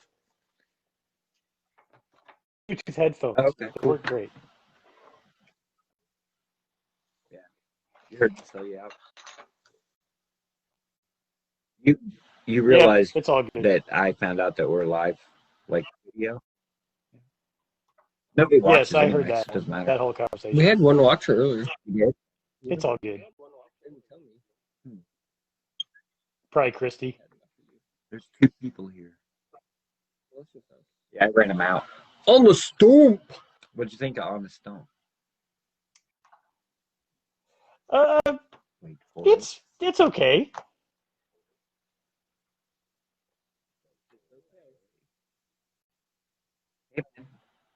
Drew really liked it. I like the art. I liked the So- first couple issues, but I did not enjoy where it went. Ultimately, So here's the thing. Art-wise, yes, very good. But to your point, Don, of where it went, in some cases I felt like the art, I don't know, it like maybe he was in a, I don't know, a hurry in some cases and things. It just seemed like there were some cases where the art wasn't quite as good. I mean, this is a really good splash page, but it's just not quite as detailed and things as like that other one was. And that's like later in the novel, in the book. So I don't know. I found the art to be a little bit inconsistent. In some cases, I really liked it. In other cases, I was like, I don't know if I care for it quite as much. Also, for me personally, I got a little confused between the FBI agent, that character of Anna, and the Casey character, who's like a mercenary. So I caught that on, but I would bet you I was like 2 or 3 episodes in before, or issues in before I actually caught, oh man, those are 2 different people. So and then I almost had to go back and go, oh, okay. They do now look I kind of see the same, this don't they? This is that. Yeah, they do. So there was some issues there.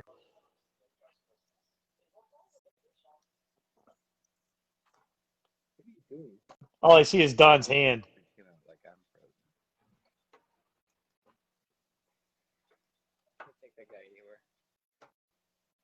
Anyway, on the stump, I don't know. It gets a little more political at the end.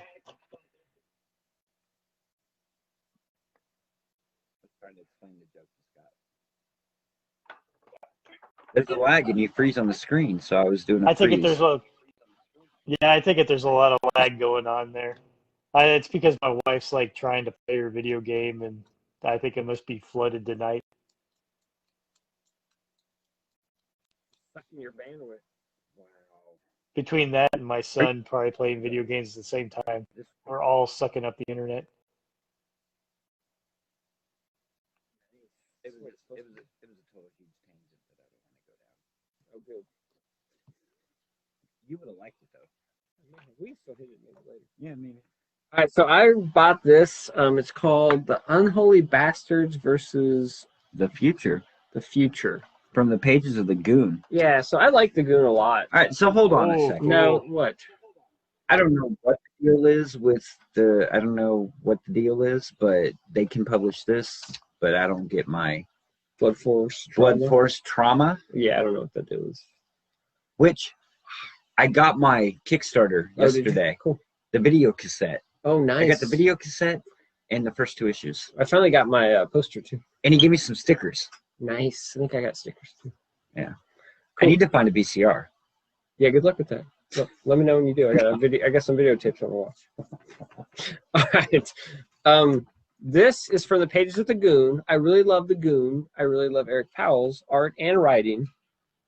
And so this is like a spin-off for like these kids who are in the Goon. I don't like those kids though. I didn't buy that because I don't like the kids. Here's the problem. It's about those kids. Well, yeah, that's one problem. Right. It's written by Tom Stagowski, who I don't mind, but then it's a one-shot, right? Uh-huh. They couldn't even get one dude to write. They have 2 different guys, Steve Mannion and Scott Brown. To draw it? to draw. Yeah, they can't even get the same artist. Is there like flashbacks? There are some flashbacks. Is there a reason why they have? No, because it's like 1 to 6, 7, 9, 10, 11 to 20, 21. You know what they should do? Get the same artist to draw the whole book? Well, no, if they're going to have more than one artist, like rather than just do pages, they should have panels. Oh, like yeah. One panel by the one dude, and then the next panel by the other guy. I think that's hard to coordinate. Well, it would be, but it would be visually.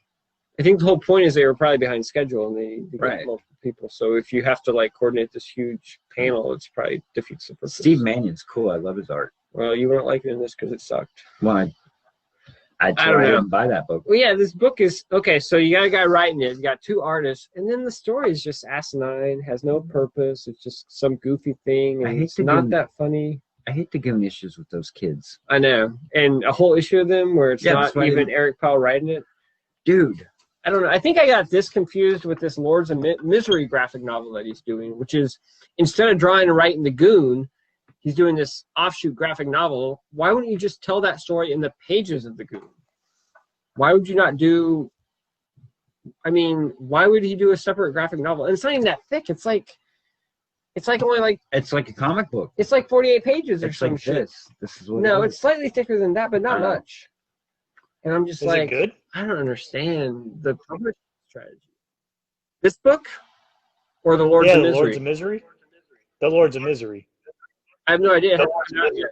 Not come out yet. Oh, I was gonna say, I buy everything, and I didn't buy that. Yeah, you made a good call, Don. Yes, I was not happy with that. That's like one win out of 35 years. Here's the other thing. Okay, so the Goon, he hasn't been writing and drawing the Goon, but he's been doing this Lords of Misery, right? And then he did Hillbilly for a while. And then he did like then he had someone else do Hillbilly. Like maybe he wrote it, but someone else drew it, or maybe he didn't even write it. I don't know. They had like a one series, like a 5-issue thing. Yeah. Well, now he's writing and drawing Hillbilly again. Yeah. Like they're restarting it with a new #1, and he's writing and drawing it. Well, and I'm like, he is all over the place. Yeah. Well, I think wasn't this year supposed to be like, I don't know, a 30-year anniversary or 25-year? It was supposed to be some huge anniversary of the Goon. Yeah. And he was supposed to go on like this worldwide. Oh, he did that last year. Was that last year? Yeah, last year he did like the van tour. He was supposed to do like the tour. He's gonna go to like Australia, like all this shit. Yeah, he did all that. Yeah, he did it? Year. Oh, that was last year. Yeah, because it like ended like the weekend before AirCap. I'm like, man, he should just extend it like one. Oh, that's right. He should extend it one weekend and come to AirCap. That's right. I was thinking he got screwed out of his anniversary. No, it was last year. Just like maybe the COVID, the quarantine is just driving him nuts. So he doesn't. I'm sure that threw off his schedule and stuff, but I don't. It's a strange publishing strategy. But yeah, I don't know. Man. I have like 3 more things to talk about. I can talk about as many as you want. Keep going. Sweet. Can they be fast though? Keep going. Most of them can. They'll go fairly quick. So I read Batman. I read Batman 3 Jokers. That's great. Which is written by Jeff Johns. See, it's a black label. Beautiful and cover. It's a normal size comic. Yeah, Jason Fabok is the artist. But do we need another Joker series? Dude, okay, so. Dude, I guess I do. You do. Yeah, this one's great. So. What else can they do with the Joker? You've never seen this with the Joker. Never. Make him a good guy. All right, what'd they do? No, he's not a good guy. No, we've already done that. That was White Knight. Make him a person who has some type of psychiatric disorder and that you feel sorry for. Got 3 personalities. Nope, there's actually 3 Jokers. So they tripled him, and that made it different. 3 Jokers running around. So crazy. Who would have thought that? They get not 2, but 3. Right, 3. So they get. I did take because that's always better than anyway, 2. So there's like 3 crime scenes, and they're each like, oh, the Joker did it, and they happen at the same time. And they happen at the same time. There's 3 crimes by the Joker at the same time. How can there be 3 Jokers? I don't know, but they catch one of them. So this book is pretty much, it's got. Did Dr. Manhattan create them? Batman? No, Dr. Manhattan is not in this book. So they have Batman, they have Batgirl. I thought he created the DC universe. Yeah. Huh? And they have the Red Hood, which is Tim Drake. I don't think fucking know. No, the one that the got Red killed. Hood, that's Jason Todd. Yeah, Jason Todd, the one that, Tim that Drake's the got third killed Robin. by, Do the we one have that a got fourth killed by Robin? the Joker. Yeah, there was one after him. Because Tim Drake is Red Robin, right? Yeah, Tim Drake, Jason Todd. Yes. Jason Todd is Yeah, and then you have Dick Grayson. Dick is Grayson, Nightwing. who's Nightwing. I think there's like Oh, I three. guess there's Damien. Damien. Damien would be 4. Is he dead? I don't know. Probably. So He died. So there's 3 Jokers. So Batman, Batgirl, and Jason Todd all kind of come together. They're each chasing them, and they come together. Jason Todd. Did they figure out there's 3 of them? Yes. Early in the series or later? Early in the series. Oh, that's good. So Jason Todd is they are still detectives. Jason Todd is still really butthurt. Oh my at god, Batman. dude has so many issues. What is his That- deal? Well, he's hurt because Batman, he got killed by the Joker, and then Okay, cry me a river. And then with whatever whenever he came back, like Batman didn't know, and Batman abandoned him. And How would Batman know he came back? He didn't, but Clearly. he never apologized, and he never brought Jason What's he gonna say? in. Sorry, I He didn't know never you brought came Jason in and coddled him and welcomed him back into the because he came back as a bad guy. I know. Maybe don't be a dick. It's like that circle. You can't. I don't know, where does it start? Where does it end? It starts with Jason Todd. It ends with Jason Todd. Jason Take some Todd. responsibility for your actions. So anyway, Pretty much. they get this Joker. And maybe the people would have voted to kill him if he hadn't been such a little whiny little bitch. I know. They get. That's true. That's one. We should have a recount on that vote. I think there was some voter fraud going on that back in the 1988 or whatever. Whenever they did that, I think so. I think it was. I like. There. I guess you should have called. I should have. Was it toll free or was it like a minimum? No, you had to $1 pay. Oh, they made you pay for that call, dude. They made the That's money ridiculous. on it. Oh yeah, that was back in the day. Back before the internet, where people just go and click the button Exactly. 50,000 times. Let's do it now. So they capture one of Well, the. there would have been really big voter fraud then. They capture one of the Jokers, and so Batman's like, okay, he's like, we're gonna tie this dude up. I'm gonna leave Barbara and I'm gonna leave Jason with this dude. I'm gonna go hunt down another one. You guys chill That out. sounds like a mistake. Oh, it was because Jason Todd, because the Joker's like, hey, remember when I bashed your head in with a crowbar? That was great. And Jason Todd's like, oh yeah, well here's a gun, eat it, and he shoots him and blows his head off. Yes, one Joker down. Kills. I like this series frickin' already. Joker. So then, the Barbara's like freaking out because she's like, "Oh my god, he just killed Your this wife, dude." Barbara? Yeah, Barbara Gordon, Batgirl. Oh, I thought Batgirl's like freaking Barbara out. Gordon. She's like, "Oh my god, this dude just killed a Joker, tied up in a chair, harmless. Like, I got to report this because this is like murder." that's fine. But I can't report it because if I have to report it, She's an accessory. then everybody's going to know because Jason Todd's going to have to unmask. And then they're going to know that he's tied to me. And then they're going to know that I'm tied to Bruce. Like, this is going to screw moral everything dilemma. up. And so, What if she just takes a gun and shoots him in the head? right? Then she has Judge, to live jury, There execution. you go. with that. It's justified. Eye for an eye, life for life. So, Death penalty. so Jason Todd apparently has like this big crush on Barbara Gordon, like on Batgirl. Like he wants Creepy. to like be with her. And she's like, yeah, Is she in a wheelchair? I was kind of, no, she's all better. Oh, she got wow. all better. Stem cells? Like a long time ago, she got Stem cells? better. Yes, it was stem cell research. Man, it came too late for Christopher Reeve. So, It was Dr. Manhattan. Superman's in a wheelchair, but freaking Barbara Gordon's out? What the hell? so he's like, oh, Batgirl, let's like get together and like hang out and kiss and stuff. It's Did you like- 80s. and she's like, He's a dude, you just shot that guy. Like, I'm kind of, I don't know what to do with you right now. I don't want to like hug and kiss on you. that's weird. And so then, I know, right? So then, Barbara, Batgirl, like goes to Batman. And she's like, Jason Todd killed the Joker and then he ran away. And so they're like, well, let's go track down this other Joker because there's another Joker and we got a lead on him. And so they go like this abandoned, it's like I don't know, because one of the It's gonna be Jokers, funny when they find him. Batman shoots him in the head. right? One of the Jokers stole like a tow truck, like a semi truck full of like chemicals from the Ace warehouse. And then or after whatever. Batman shoots him in the head, and the third Joker comes out and shoots Barbara Gordon right through the gut, and then she's in a wheelchair. Yeah, and That'd then be Alan funny. Moore shows up and just laughs. I would That laugh. would be like the last That'd panel be of the hilarious. comic book. Is that what happened? No. No, Alan Moore's not in this book at all. Hmm. But he is in the next one I'm going to talk about. So then, Alan Moore is? yeah, it's League of Extraordinary Gentlemen. I finally He's read actually that. in that? Yeah, he's in it. Wow. Him and Are we Kevin done with O'Neill. this three Joker show? No! Because it's So getting, then, getting close all to right. my bedtime. so basically, Good is gosh, what you don't even have to go anywhere. the Joker is doing experiments with the Joker gas, chemical, Yeah. to make Extra Jokers. a new Joker. Yeah, and so he made Are there three two Jokers of them. again? So well, one of them's dead, Yeah, did he make another one? and then the other one gets killed. Oh, So there's only one Joker left. Does he make two more? No, Because they But- can call it five Jokers. but we don't know if he's the real Joker or if he's like a Joker clone. Doesn't even matter. I guess. I mean, if you're a big, if you really care about it, like I know you don't because you haven't cared about this since I started talking about it. But the art in it is amazing. It's Baylock, and it really is a good story because it's Jeff Johns. Yeah.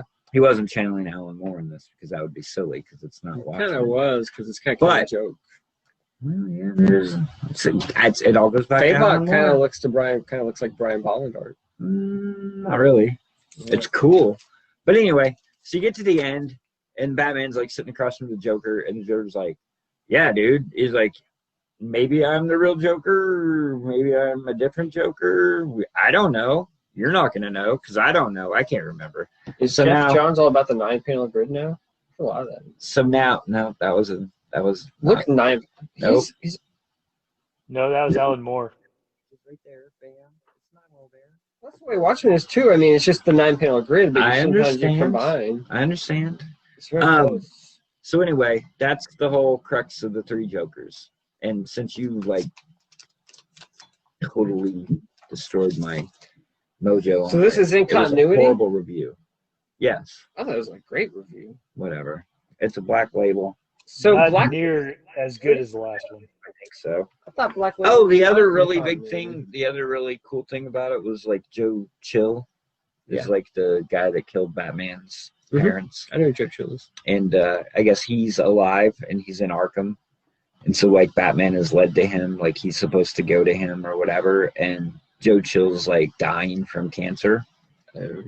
And he's like on his deathbed, and he's talking to the Batman's like talking to the guards, and they're like, yeah, he's been really sorry that he killed those Wayne people like in Sorry. those back years past, and so Batman like comes around and he's like, I forgive you, Joe Chill, and he's It's in the like, same book.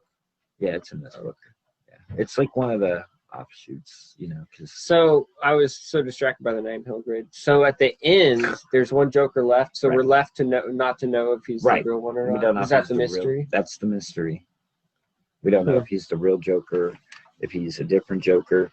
Oh, and so this is what I was like. I hated this about the book. Oh, But so like the Red Hood, he like gives up being.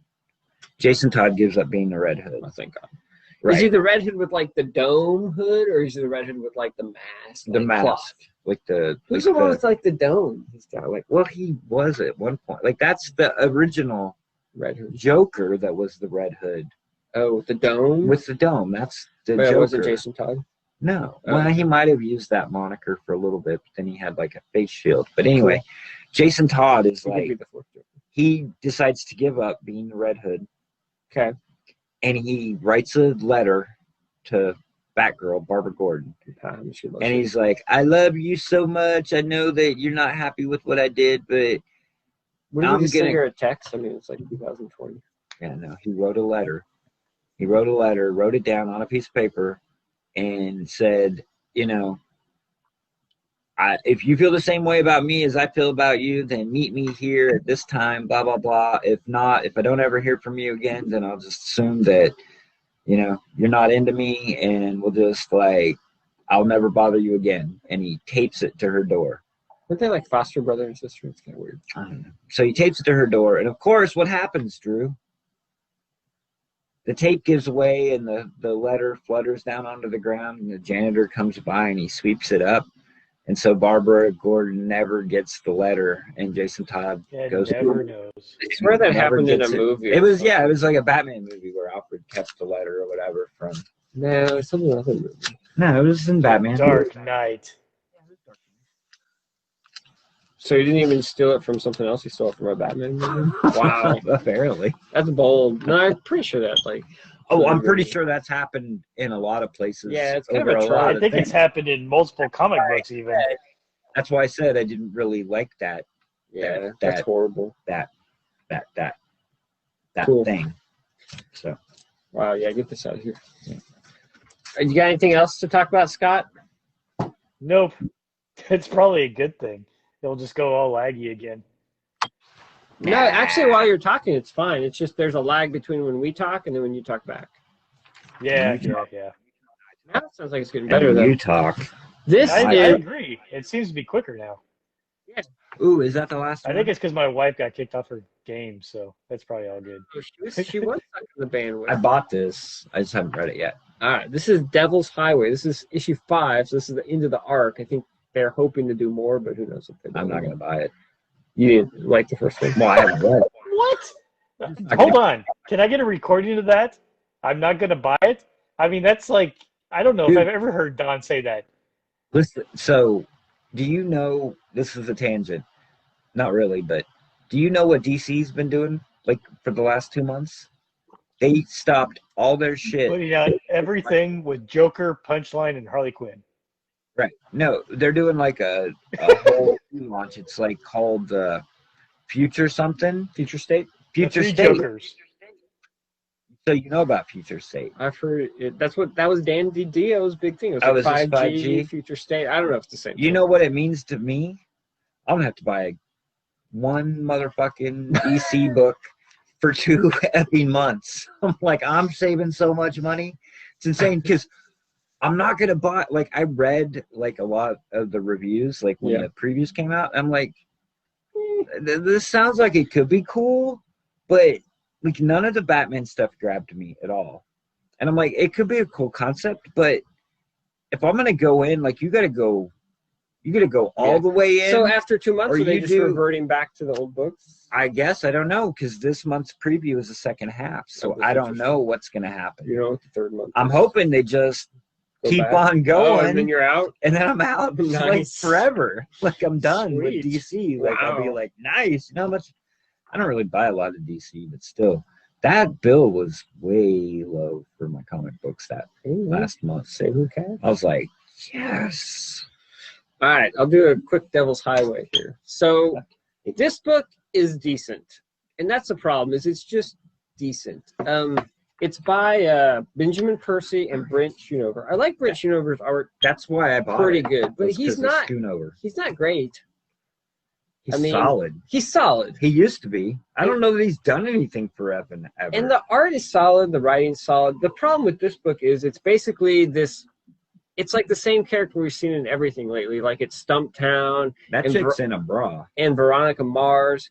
It's his daughter, and she's like a badass, and her dad's been killed. So she's trying to find the killer of her dad, and she's like running around the country trying to chase down this like cult of like semi-truckers who like kidnap girls and like do weird stuff to them and kill them. And it's like a cult of serial killers that like drive semi-trucks or whatever. Dude, And she's chasing them down. But it's like the same character we've seen 50 times, you know. It's like girl with a chip on her shoulder who can kick anybody's ass, you know. I mean, it's all right. I mean, there's nothing bad about it. There's just nothing unique about it or interesting necessarily. Juan Jose Rip is going to start working for. Well, that's cool. I like that Year Zero book. Oh, did you read it? Yeah, there's a Humble bundle that I bought digitally, and I got the first arc of it. But anyway, so that's my review of Devil's Highway. It's decent. I mean, if you're into like that kind of book and you just got to have more, but I'm like, I can read Stumptown. I can watch Veronica Mars. I don't really need another. I'm sure there's more of that too. So, this is the problem I've been having like Probably past 6 months or 4 months or whatever, I go through previews. Mm-hmm. And Nothing. there's nothing. Yeah. Because it's all the same shit. Yeah. Regurgitated. It's like, oh, it's another Post-apocalyptic. Oh, it's post-apocalyptic. It's another vampire thing. It's like, Yeah. I used to go It's through zombies. I used to go through the back half, and I'd be like, oh, cool, this looks cool. I'll There's check nothing this in the out. back half anymore. And now I read like I see it, and I'm like, oh, like it catches my eye, like it's either highlighted because it's one of their things, or the creator, Mm-hmm. or the piece of art that they give looks interesting, and so I read the solicitation, and I'm like, that doesn't sound like anything I want to read. Like, Yeah. it sounds terrible. Yeah. And it's like, It doesn't sound I'm terrible. having- It just doesn't sound exciting. Right. No, Like, it doesn't sound terrible. It just doesn't sound exciting. Like, it's nothing new. It's like, it doesn't grab sound me. original. Right. It's not original. And I'm like, so I don't know. Like, I've been going through that, like, the last 3 or 4 months, like, going through previews. It's like, I Yeah. can't find stuff that I want to buy. And then even, like, the Image stuff, like Scott said earlier, I'd go to Image, it's like, ooh, number 1, don't care, buy it. Number 1, don't care, buy it. Number 1, don't care, buy it. I started reading that stuff. Like, a lot of the creators, like, that they hammer, like, the first issues, like the 4 or 5, number 1 issues. Like, most of that shit, I don't know who the creators are. Yeah. I read through the thing, and I'm like, that sounds okay, but it doesn't sound great. It's just in a lull. It's like the name creators aren't doing anything, right? Or not putting out their books. Like, Hickman is all doing X-Men, so he's not putting out much. Right. And I mean, Kirkman is still putting out some books. He's about the only one. But, like, Vaughn isn't doing anything. Paper Girls is over. Saga is on hiatus. I mean, it's like... Hey, on Saga, I heard that the artist, is she having some, like, health issues? I heard that as a rumor I read somewhere, but I didn't know if you had heard anything. I haven't heard anything. Fiona Staples. I didn't hear anything because I don't pay attention to any of that shit, and I'm not friends with her, so she's not letting me know. I'm not. No, I mean, I'm just saying I don't follow stuff. Like, I don't. You don't follow her. Yeah. I don't follow her. I don't read a lot of, like, CBR. Like, I don't read a lot of comic book news stuff. So. Okay. I mean, I haven't heard anything. Sorry, I just don't brought it there, and I know I read it. I follow on Facebook, like, one of the comic, type of artists and commissions type things, and somebody was asking about Fiona Staples, and somebody just put a mention that they thought that they had heard that she had some health issues, like last year or something like that, and that it was harder to get commissions from her than it had been in the past. I hope not. That sucks because I love Saga. I want more of it. I'd like him to come back and do more of it, but yeah. So today, or maybe I think today, they shipped a secret book. It was called like Blood something number 17. Like, not issue 1. It was like some new series in the issue number 17. And I guess Bleeding Cool was speculating that it was the next issue of Saga, and it was like secret solicited or whatever, but it wasn't. It turns out that it's a book by Kirkman and Otley. But it's number 17 of a book, like not number 1. It's like in the middle of whatever. So because Kirkman likes to pull this he weird likes shit. to do weird stuff. No, like that's that. cool. Like, I listened to. I like his experimentation. It's original, like we were talking about before. At least it's something to be surprised by. He did that with Die Die Die. Yeah, he did with that, Right. and he did with Negan Lives. Right, and he said, And even what is that other one that we've looked at? God, Oblivion Song, yeah. Where that one wasn't as much of like a surprise as the fact that he already had freaking 12 issues in the can by the time he brought it out, So that's just freaking smart. He likes to try to do some different things. Yeah. Somebody finally listened to me. It's like we been talking for years about how, like, you go to San Diego and everybody wants to make the big announcement, and they're like, "Oh, we got this big giant book coming out," and then and he's going the other way around, which is what I think is really cool. He wants to surprise everybody, and he doesn't want to give the big publicity, So I credit him for it. Well, he talked about, like, because when he was a kid, you didn't know, right? That's right. He has told about this many times. Age, but like him, where he wanted to be surprised by the stuff that he found in the comic shop or the newsstand, and not already have it spoiled for him 6 months ahead of time. Right. I thought that was cool, but now Oh, I that do too. now that I don't go into a comic book shop, if I don't pre-order it, I don't get it, and it's something that I would probably be interested in. So it'd be nice to have a copy of it. That is a problem. I hear you. And how does that work? Like, It must be on a returnable basis. it's got to be on a returnable. I'm sure it is. Because I know that like Todd McFarlane has done that a couple times. Yeah. Like with Spawn, Overship, yeah. like Overship Spawn. Yeah. And Or it's they just like, give it to him. I guess. But with or they just the get- Kirkman book, I'm guessing it's returnable. Or Right. whatever. Huh. But yeah, I'm guessing that's what happens. Son of a bitch. Some bitch. Hey, can I ask one question? Sorry, since we're not as laggy now. On Go the ahead. stump, did you feel at all on this one? I felt like the idea was really good and that there was some potential here. I just didn't feel like it followed through as much on the premise that it had. Yeah, Did you the feel premise that at really all? isn't.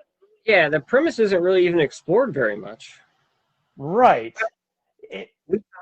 We talked about this when you talked about it. I mean, how is that sustainable? Like, I don't know. I guess you could, but like, who wants to read a comic book every month where two dudes get up there and beat the shit out of each other? West Wing meets Fight Club. Right. I know. I Yeah, mean, it it- is. it's cool. Or but- WWE. And I mean, that's the thing. Like, that book wasn't what I thought. Like, that wasn't the premise of the book that I bought when I read the solicitation. And so I was disappointed with it.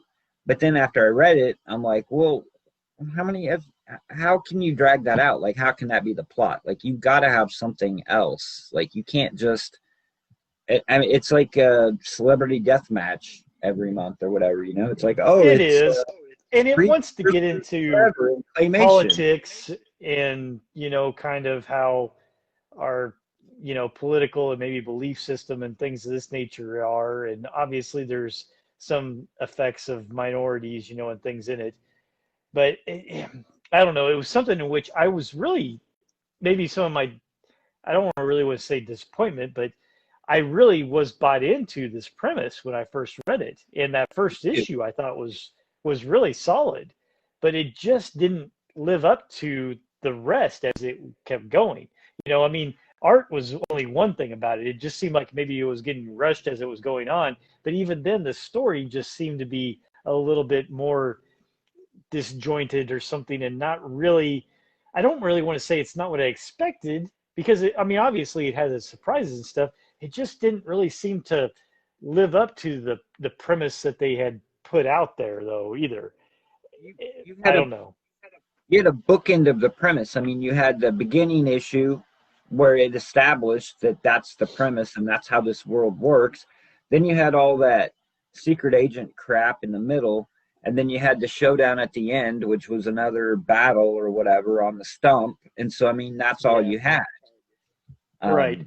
But even the end battle was not even, it had a hard time making sense to me with what they established in the very first issue, where the idea was, okay, we got two guys that don't really agree and they're going to battle it out to determine who the winner is for this type of thing. And, these two guys, it was more of a, almost at the end, a damn revenge type of scenario type thing going on, and not as much of a thing going on with a political system that they were trying to set up. And now it was just all this little weird backstabbing and intrigue and trying to set up all these little subplots going on all over the place. And I think that's where some of the things like maybe fell apart a little bit for me, and that's just my own personal disappointment probably on the fact that I felt like a really strong premise turned into basically a maybe more race related, I don't know what you want to say, less political type of struggle.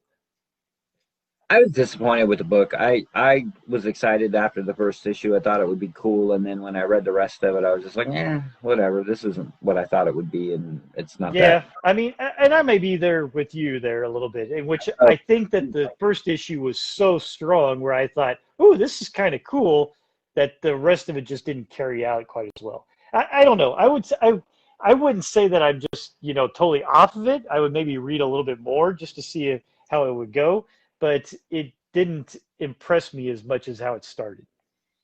I think that's a valid criticism. I felt the same way. Not maybe quite as strongly, but I still felt what you guys are saying. Yeah.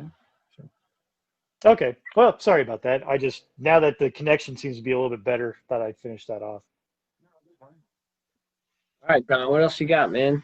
All right, I'm just going to do two more, and this one will go fairly quick. So I read The League of Extraordinary Gentlemen, The Tempest, which apparently they're stuck together. Weird.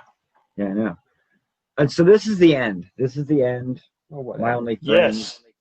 Finally. Yeah, there is no more League of Extraordinary Are we Gentlemen. sure, though? I'm pretty sure I thought that because ended like 20 years ago.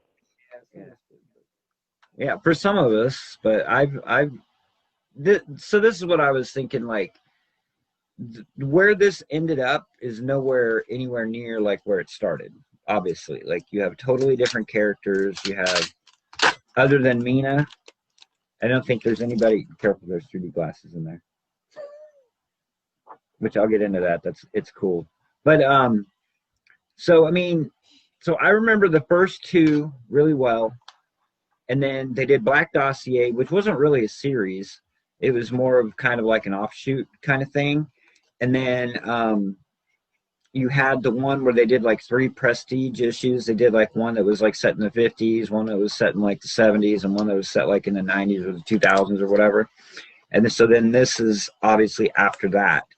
And so, yeah, it's really cool. So like so issue 1 and issue 2 are just like normal comics.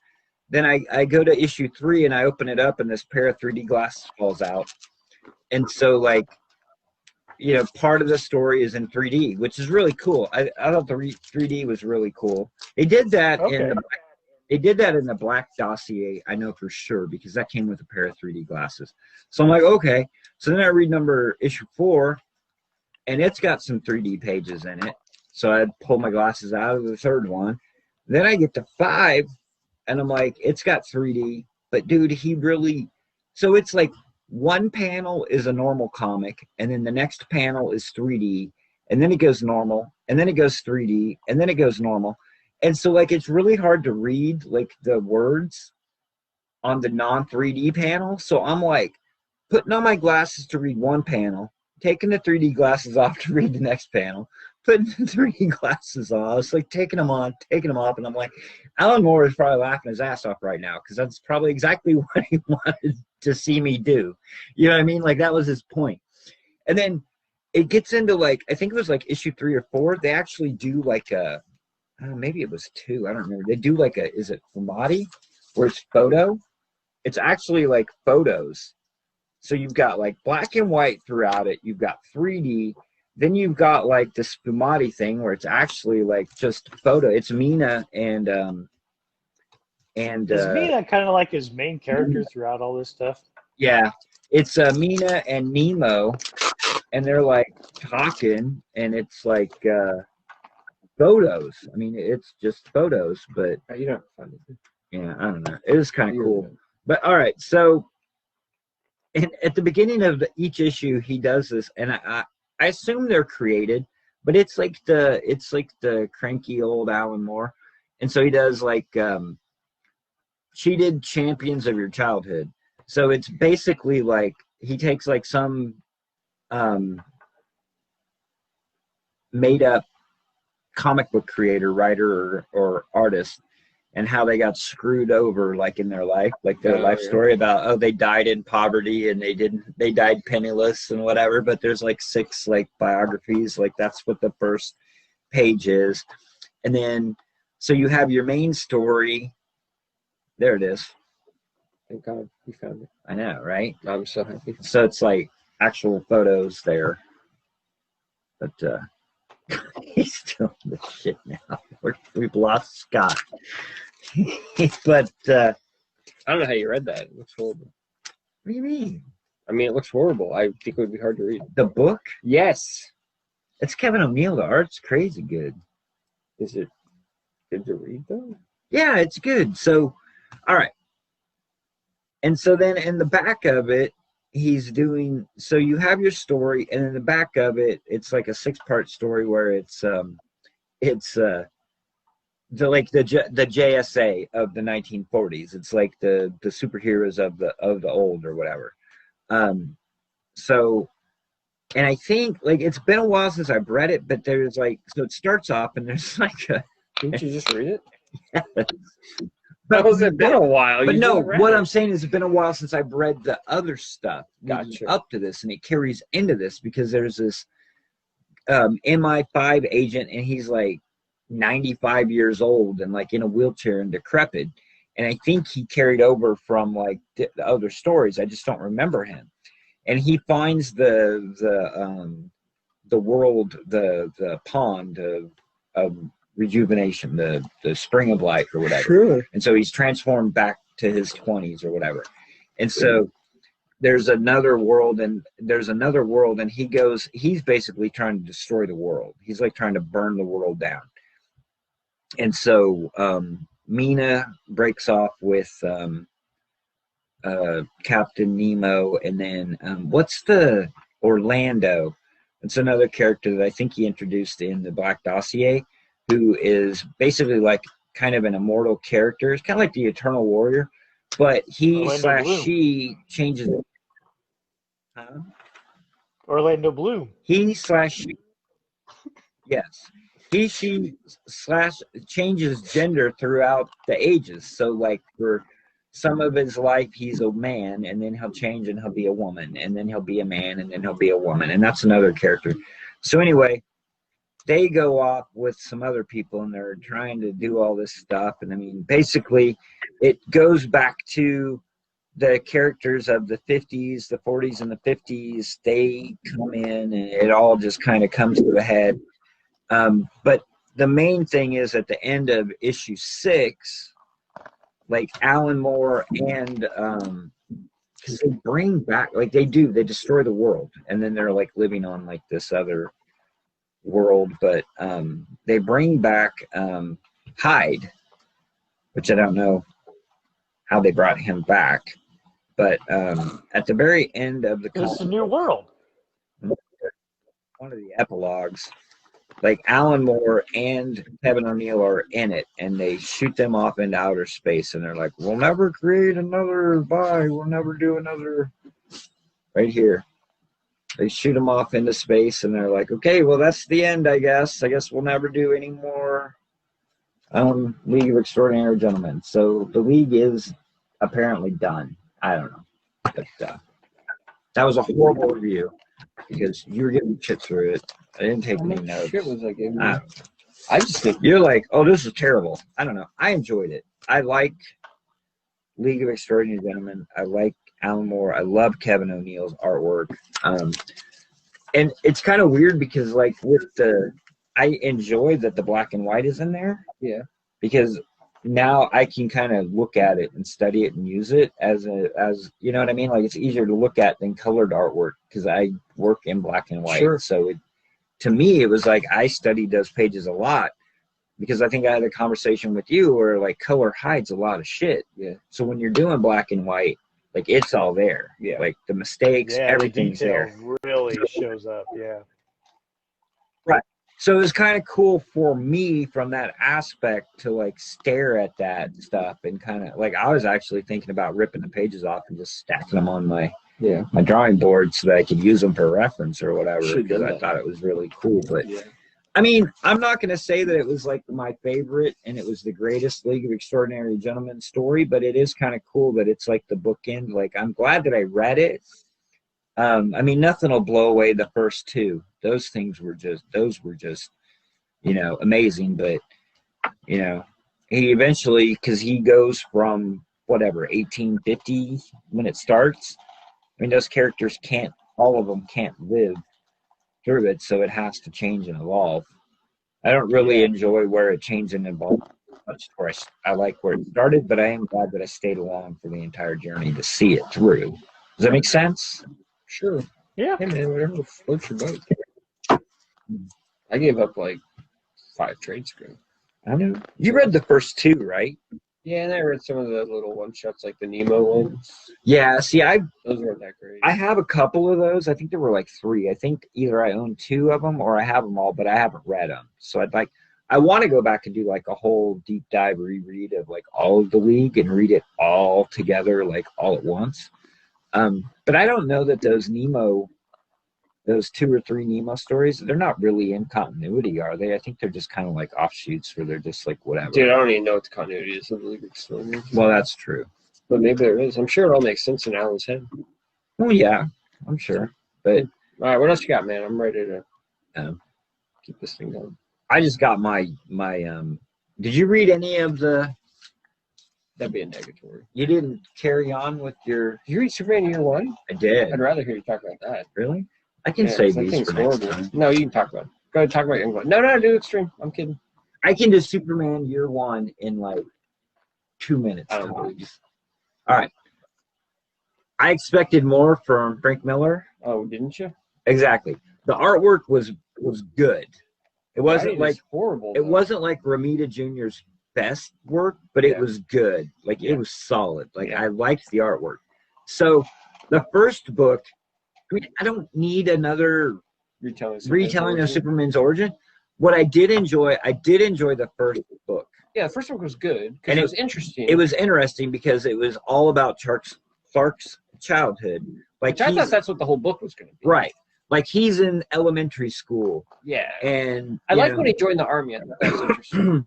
Well, it was the Navy. But he joined the military. That's in book 2. Okay. So book 1 is all just his childhood. Yeah. And he's like a kid. And he's like. Even that feel like kind of disjointed though? Like kind of all over the place? Kind of a little bit. Like that one carried through because that one was his childhood. It went up to like when he decided he was going to join the military. Gotcha.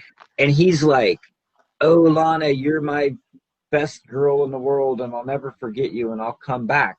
And then we open up in book 2, and he's forgot like, about her. Right, he's going away to the Navy, and he sees this mermaid in the fucking water. Isn't it the weirdest ocean. turn of a story ever? The whole mermaid story. Oh yeah, like where did that come from and why? I have no idea. That's not interesting at all. No, and so it's like horrible. And so he's like. Half of the first half, he's like in the Navy, and then he does like he gets like discharged from the Navy. Yeah, and he's is that the second one or the third one? It doesn't matter. But he gets that's the second one. He gets discharged from the Navy, and he's like, yeah, it's the big it's that DC Black label, so it's the oversized. But because this came out a while ago. But so then he gets discharged from the Navy, and then he's like, oh, I remember that mermaid. He's like, I'm gonna go hang out with her. And then he goes down there, and it's like her father is like Poseidon. Yeah. And so he's like, oh, I'm gonna beat Poseidon, and I'm gonna be like the king of the Atlantis, and I'm gonna live with her forever. And I'm like, what? Yeah, that's not. I was like, 3 months ago, you couldn't wait to get back to Lana. Now you're gonna live in the ocean. Did that okay? So Frank Miller's doing the whole thought balloon in the square boxes the whole time. Yeah. The narration just felt weird in this book. Like it just felt off, like purposeless. It's just like rambling. It's like it jumped so much. But like, I'm like reading it. I'm going, really? Like, how is that? What is your thought process? Now you're gonna live in the ocean? Like, yeah, it makes no sense. Like the story makes no sense, and the telling of the story is just doesn't flow at all. Right. And then you go into issue 3, and it's like the Atlantean people or whatever. Why would you live in the ocean? Yeah. Like the Atlantean people are like being attacked by like some kind of submarine or something. Yeah. And then he's just like, okay, see you guys later. And then he leaves and goes back. Like, it just jumps. Like, there's no goodbye to her. There's nothing. It's just like, okay, I'm gone. And then he leaves and he's like, oh, I'm back on Earth. Oh, I should go to college. And he's like, so I'm going to go to K-State. And I got my degree. And now I'm going to move to Metropolis. And I'm going to be a reporter. And how is that a year? I don't know. It's supposed to be 1 year, right? It covered like 25 years. Yeah. It's not And I year mean, one at all. It just, And how is this the same writer who wrote Batman Year One, which is a near perfect book? I have no idea, but it was very disjointed. It was very not great. Yeah, okay. I mean, okay, so we agree it's horrible. All right, go to your young book. That's cool. all right. So what I've learned after reading 1, 2, 3, 4, 5, 6, 7, 8, 9. So I read 10 more of these. How many more terrorist attacks did they foil? Right. Where there was like a hostage situation? Like, every issue? I don't know that this experiment's going real well. Because I figured that out after like 2 issues. every friggin' issue, all it is a giant battle. Yeah. Like, and I would argue that Savage Dragon is the same thing, but somehow it makes it's so much better. Right? I'm going to introduce like 8 new characters. Yeah. And then we're just going to battle. Because, like, I took notes. You just hit the nail on the head. And, like, every single time they had to introduce about 1 billion fucking characters so they could have another 5 offshoot crossover type things. Whereas Savage Dragon at least had 1 character that it focused on that all they did was kick ass all the time. This didn't know what the hell it wanted to be. So, Bloodstrike and Brigade, the first 2 issues or first 3 issues of each one of those are crossover, and they're like the Blood Brothers saga. Oh yeah, the Blood Brothers saga. And so you find out that Cabot, who is the leader of Bloodstrike, and he's the brother of the other dude. He's the brother of the leader of Brigade. Yeah. And I vaguely remember that. They're both like in this. So there's this government program where they bring back superheroes from the dead, right? And so like all of Bloodstrike has been like killed and then brought back, and then Battlestone, who is the leader of Brigade, like you find out through these issues that he's like, they're like, oh yeah, he's like, why do you think he's all yellow? Like, why is his skin yellow? He's all jaundiced. It's like he's been dead and been brought back. And his team is like, what are you talking about? Like, he's dead and then he comes back, and they're like, yeah. But I mean, like when I started, I was like making like detailed stuff. And then like for Brigade number 3, this is what I wrote down in my notes. More fighting. Shogun, which Shogun is like the big metal guy or whatever, shoots Stasis out of her chamber. New character Roman appears. He appears to be a clone of Submariner. Like, that's the issue. Like, they fight, introduce a new character who is a total knockoff of Submariner. Like, and then, like, you know, I get to like, I'm coming up and I'm like, Supreme number 4. Most of the characters, though, in Leafield's universe, they were knockoffs of some type of other character? Oh, yeah. But, so then Chap Yap comes on with, like, the Youngblood annual or whatever. There's, like, a Youngblood annual. Yeah. His art's kind of cool. Yeah, cool. The strike, I really, dude, I was so digging on the Youngblood strike file. Oh, yeah? The, what's his face? You're going to have to say it. This dude. Oh, Jay Lee? Jay Lee. His art is amazing. Just freaking amazing. Like, right out the gate, like, early on Youngblood, like, in Image. Yeah. Like, dude, he hits the floor fucking running. What's funny, he was doing... Dan Fraga does Bloodstrike, and I love Dan Fraga. He's an amazing artist, but this earlier is a little rough. So, this is, like, early on. I mean, he's starting to break out. No, I like it. It's good, but it's definitely a life of clone. Right. But I think he starts out that way. But Fraga throws so much detail in the backgrounds and stuff. Like, nobody else does it. Well, Fraga's amazing. I'm just saying this was like his like early stuff. It's not quite all No, it's not like the greatest stuff. Amazing. But and then so it like, looks like we got Wolverine, Cable, and maybe a female Deadpool or something there going on. Definitely. But like Team Youngblood #1, like that's Chap Yap's book. Like he started doing Team Youngblood, and I mean, this is what I wrote down. It's Sentinel, Riptide, Cougar, Photon, and Masada. So Masada is a new character. Like there's a space station that's been taken over by Geiger, who's a guy that they've been running through the books. Sentinel requests like like the government comes and says, we need you to go up and check out the space station because this crazy motherfucker is taking it over and he's threatening to kill the world. So you need to go up there and take it back. And he's like, well, I can't do it with just the people I have. I need like the other Youngblood team. He's like, nope, they're busy. And like he's like, well, I'm gonna get some help. And they're like, okay, go get whoever you want. And so like he goes and recruits this guy Dutch, which is a new character. And I was looking through the indicia. Dutch is actually a character that's created by Chap Yap, and it says trademarked by Chap Yap. Nice. So they do. Rock Life does give like some credit. They do create, but I don't know who Dutch is. Like he's not like, he's not like Shaft. He's not like Prophet. I mean, sure. He didn't take off, I guess, or whatever. But yeah, poor Chap Yap. But I mean, and I read like one or two of Supreme, and I mean that's all Supreme is. It's just fighting. It's funny, like in the letter pages. I'll read through the letter pages, like kind of skim them. And Supreme is the book where they have that team called Heavy Metal, which I've been talking about. Yeah. The dudes that write into that book, the letters, they can't stand heavy metal. They're like, please don't have Supreme be part of heavy metal. Like, get heavy metal out of the book. Like, nobody likes heavy metal. Like, nobody likes that team at all. It's so funny. Like, every letter published is just like, he wouldn't be teamed up with this team. Like, get rid of it. We don't like it. It's hilarious. But hilarious. Anyway. Yes, I mean, yeah, there's a few things that like happened, like with the brigade and the blood, but all it is they get together and they fight. Yeah, there's no story. They just get together and fight, and then you get little pieces of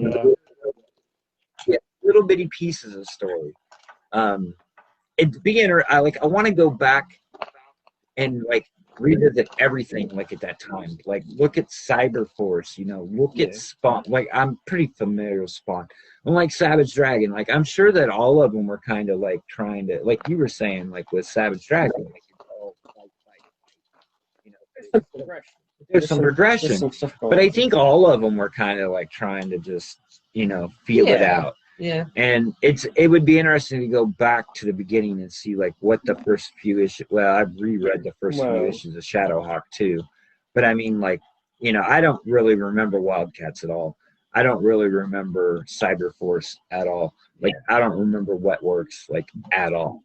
Like Wetworks is pretty bad. Cyberforce was okay. Though, was that I felt like while Spawn took some of that superhero type of ideas, at least it had a fairly original idea at the time of that kind of hell versus heaven type of perspective.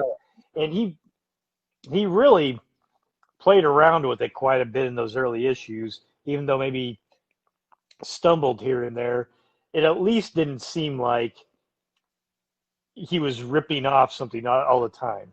Whereas I felt like every freaking issue of Youngblood or anything out of Liefeld's area seemed like every freaking character had some pieces from other DC Marvel universes. There's a character in here called Lethal, which I can't remember what issue it'd be in, but right here, it's Deadpool. A freaking female Deadpool. He just said that. Exactly, I said that. Oh, okay. Yeah. I said it Wolverine. Looks like Cable, a female Deadpool, and a freaking Wolverine all there on the cover. Yeah. That's what you got. Yeah.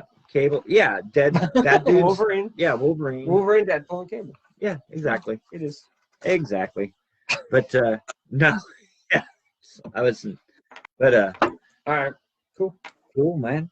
That's all I got. That's all I got. I'm going to probably keep trying to read them. I'm going to chug through. I really want to get to Prophet because I think Prophet might be better.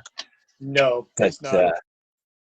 Keep hoping. I'm hoping Mark. It's got Stephen Platt art, though. I'm starting to get to the point now where I'm like, I'm hoping Mark never comes through with like those other issues because maybe I don't even really want them anymore. Maybe there's a reason why I didn't buy them back then. Just go read them on that comic book website. Yeah. I don't know. Okay. They read fairly quickly. I hope you take them all and bind them into like Extreme Verse and make that would be cool, wouldn't it? In order.